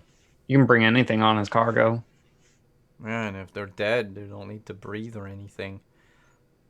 Maybe we seal off the baggage car. I vote we stay on this end of the train, either in the sleeper cars. This is a very nice place to have private conversations if we need more space. And the bar, merely because Tristan is a wonderful individual and has a very big gun. Let me see if I can find my contact. It would take enormous energy to animate a corpse. True. Would that And she has her watch. She would have sensed it if it was magical. Unless she was distracted by an even greater working of magic. It's possible. would it ask her how long it takes? I have some thoughts. Do you want to just have her brought in here? That's not quite polite, and I don't know that she'd take kindly to a stranger approaching her. That's true. It is fine that you approach her alone. And Try to get as much information as possible. I don't want to leave the captain alone. Not that I don't trust y'all, but... And Clint kind of pats both the guns out on his hips. Oh, a gun is very useful. I have other things, and that's why I chose for you.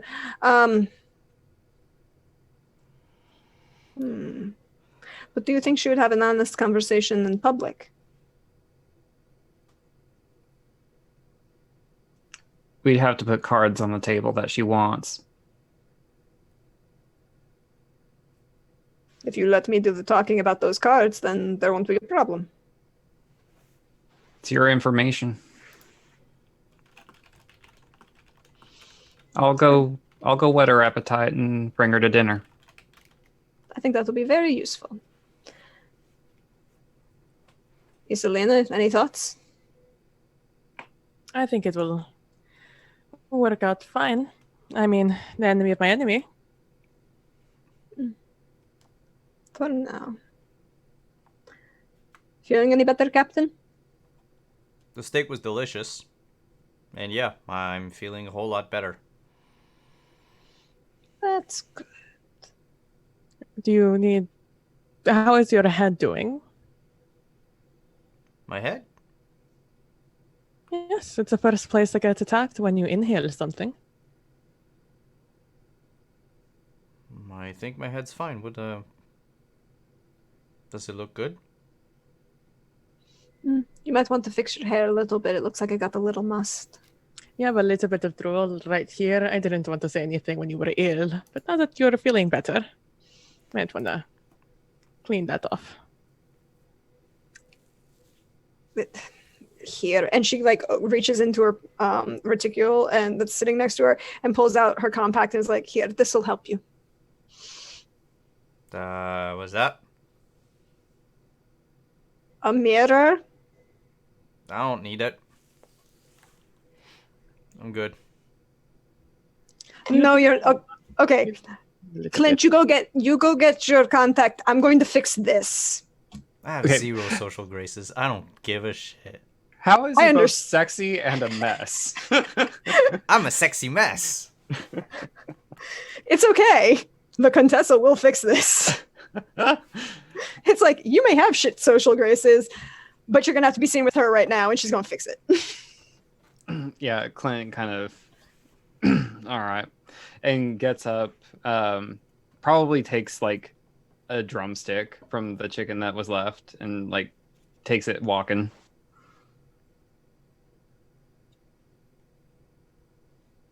Okay. As you make your way toward, or where are you going to try and find her, I should say? If she's not in the parlor cars,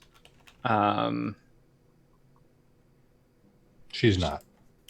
and then he'll make his way back through the bar car and then to the diner car. Okay. And if not in any of the public ones, he'll check the room that is going to be, excuse me, his. Okay.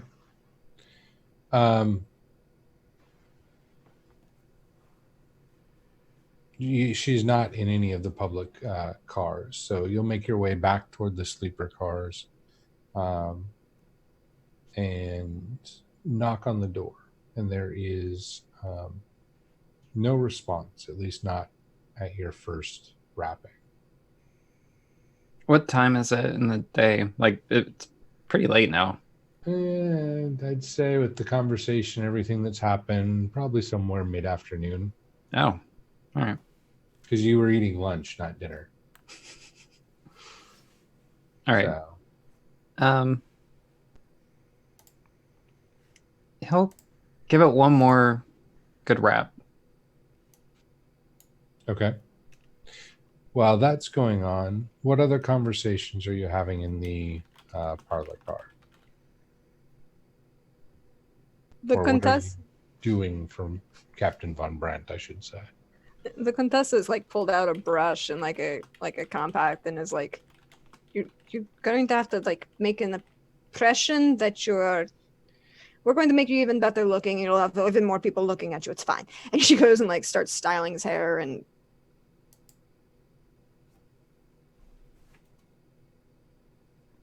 like straightening his uniform and brushing it off and making it look pristine.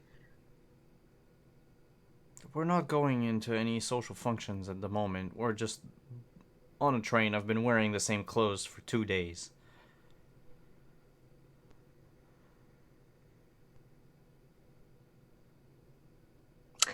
You might want to fix that. The jacket is the jacket. Nobody's gonna complain. We can take the jacket and we'll brush it off. We'll do a little. We don't want any obvious blood stains. We've got that quickly enough. Just styling the hair and make it look a little bit better. It's okay if you still look rugged. You just need to look put together. And I'll repeat, why do I need to be put together if we're just sitting on a train going to right now nowhere? Because this is a negotiation, Signore. We are trying to present our best foot to get information that we need in order to keep you alive and for us to continue on with our journey. If you look like a hobo found on the side of a street without a dime to his name, then we have no credibility. If you look charming good looks. If you can't take care of yourself, how can we take care of business? Oh, fine. Take care of me, Contessa.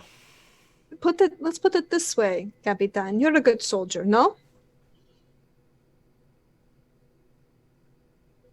There is a silence, a moment of silence, and then Von Braun says yes. Would you walk up to your gentleman? Would you walk up to your general if he invited you to dinner, looking like you? But that would be an important social function. Now, I didn't think we had any important social functions. Apparently, your negotiation is important enough that I need to present my best foot forward. Well, I'm about to lie very blandly to a woman's face, so. Or obfuscate the truth. It's one of the two. Whichever one makes you feel better. Exactly. I'll just stand in the back and smile and wink. Are you saying you want him to be attractive enough that he's distracting? Exactly. Also, Okay. that he looks intimidating and looks like a bodyguard that I would be seen with in a long period of time.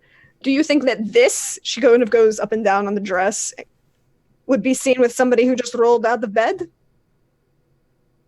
After lunch? Well, it depends on how long you spent in bed with him. That's true. Well, I wouldn't go. This amount of effort would look very different. I still don't think she'd be seen in public with you if you looked like you just rolled out of bed, though. Very true. Well, look, when I left Africa, I didn't have anything on me aside from what you see at the moment. I have very little. That's okay. We can work with what we've got. The fact that you're in uniform, that works. We'll just kind of brush off. And she like pulls, she's got the brush and she's like brushing off the dust from the side of the jacket and, kind of straightening it up and like making his hair, even though he's not, I don't know, did you shave this morning? I figure he's either clean shaven or has a perpetual 5 o'clock shadow on. I think the perpetual 5 o'clock shadow. Let's be honest. It's Von Brandt. 100% sexy stubble all the way. Exactly. Yep, you're outvoted here regardless of what you decide. I'm putting forward a suggestion. I'm not. Other people are voting. But she's going to like try and, you said your hair is long. She's going to like pull it back so it's like half up and half down and like looks like a slightly more professional parade rest braid kind of thing going. I like my man bun, but okay. No one likes a man bun. Oh dear. I sometimes resemble that. Not all the time. And not necessarily as a fashion choice, but for heat. Yeah, but the thing is, with my great comeliness and my great physique, like, I can pull off anything. Mechanically, I am built to pull off anything. Yeah, she's going to make you look even better.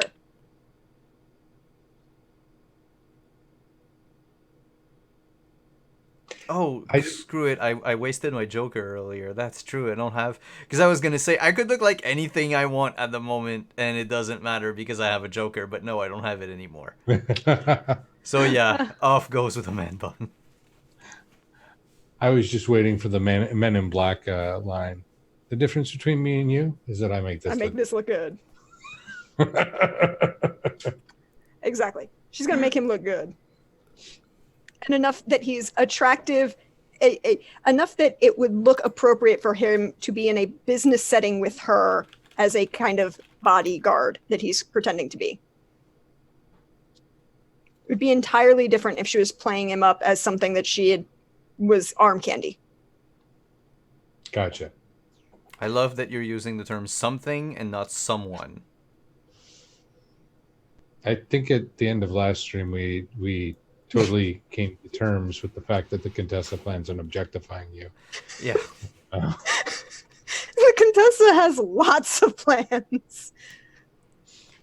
And objectifying you is obviously one of them. So, with that on our mind, we'll go back to Mr. Smolder. And Lady Graven, you'll hear someone at the door, and she'll say, who is it? It's Clint. And she'll crack the door and kind of check and look you up and down and say, are you in need of something? You might say that.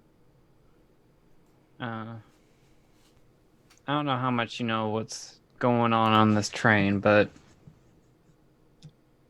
I have an occasion to have you meet some people if you'd be interested. What exactly might interest me? It might have something to do with that object from the Vatican. My interest is piqued.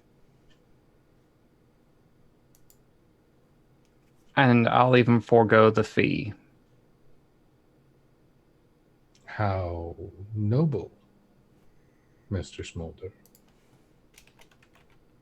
You'll know, of course, I want something from you, but And she raises an eyebrow at that. What might that be? your presence for now. But perhaps some talents that you may possess. I think we've been fairly clear that we like to negotiate before the deal is actually underway. Thus your presence. And what talents per se are you wanting to include as additional elements? Well, that's to be determined. I don't pretend to know what you have at your disposal. All I know is that you know when things happen. You have a good, keen sense of timing. Ah, excellent. It wasn't another pickup line. Very well then. I'm When sorry, flirting's almost second nature at this point. I can appreciate that. But when would you like to have this meeting? As soon as you're available. Come back in an hour.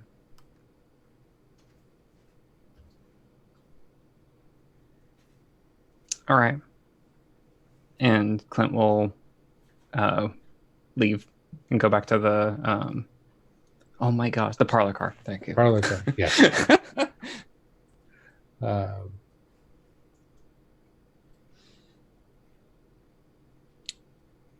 All right. Back at the parlor car, you find your. I'm assuming you knock and the door is opened. Yes. Mm-hmm.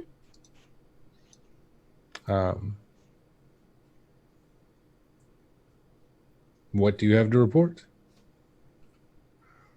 As far as I know, she's agreed. But we have to meet her there in an hour.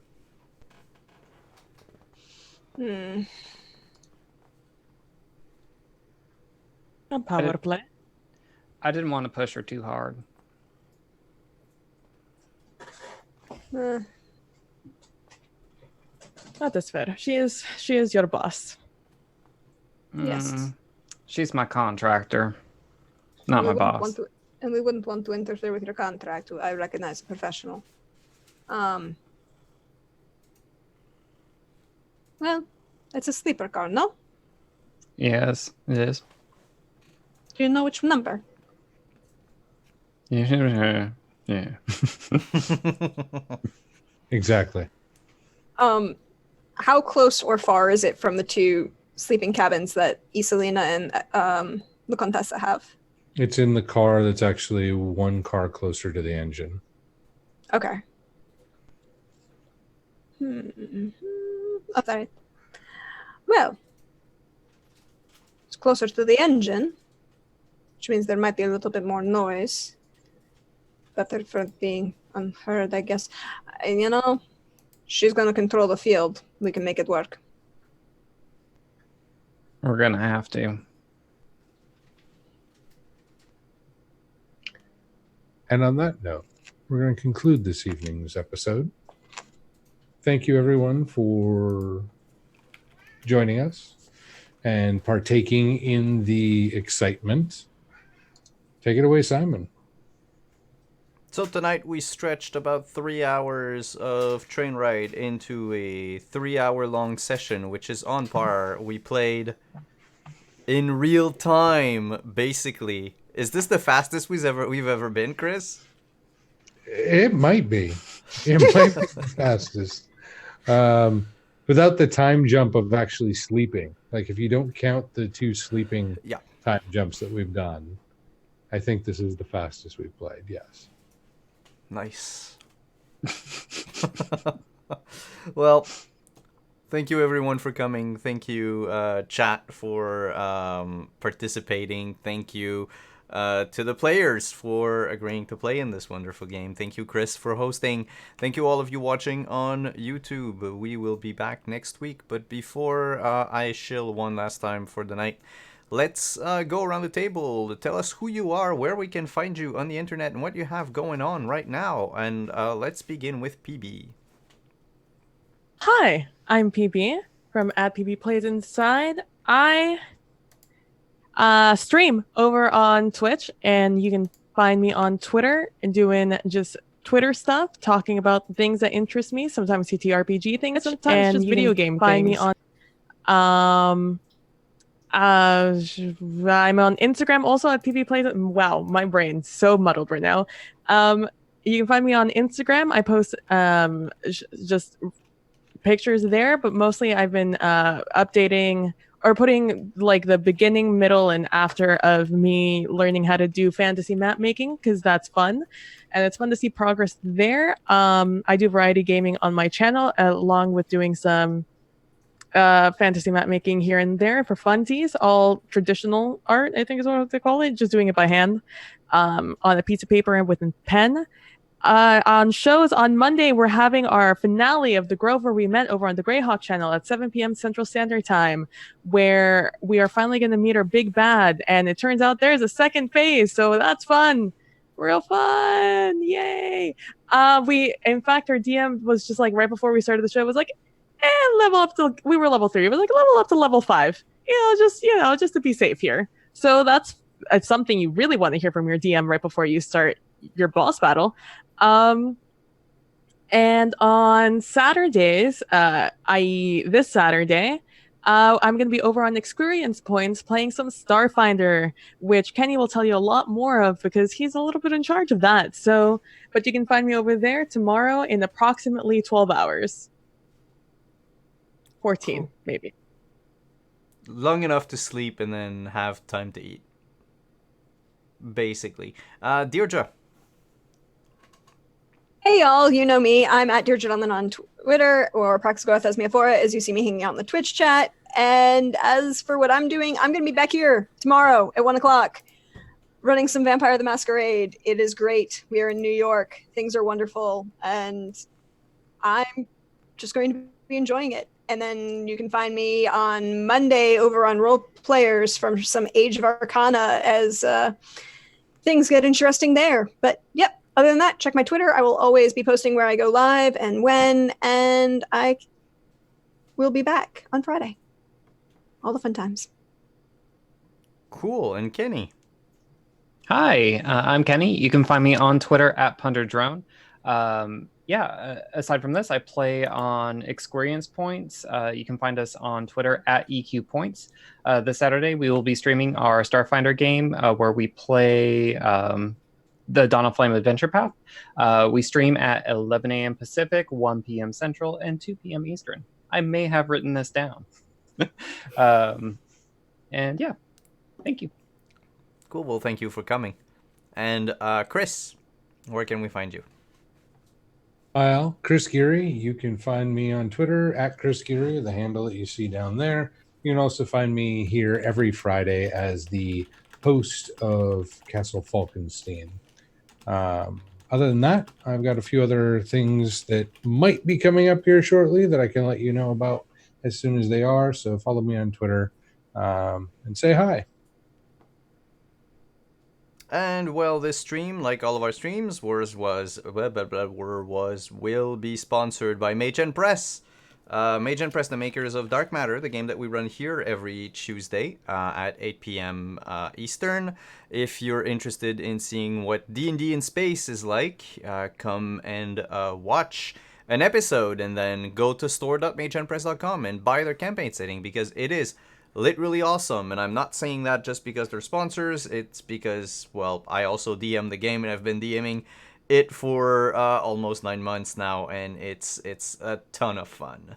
I'm Simon, Wandering DM. Before we leave, let's just go and raid our friends at Tales from the Grim. Say hi. They're playing D&D at the moment, and let's just go say hi to Greg and his friends, and we'll be back here next week for some more Castle Falkenstein. Ciao, everyone.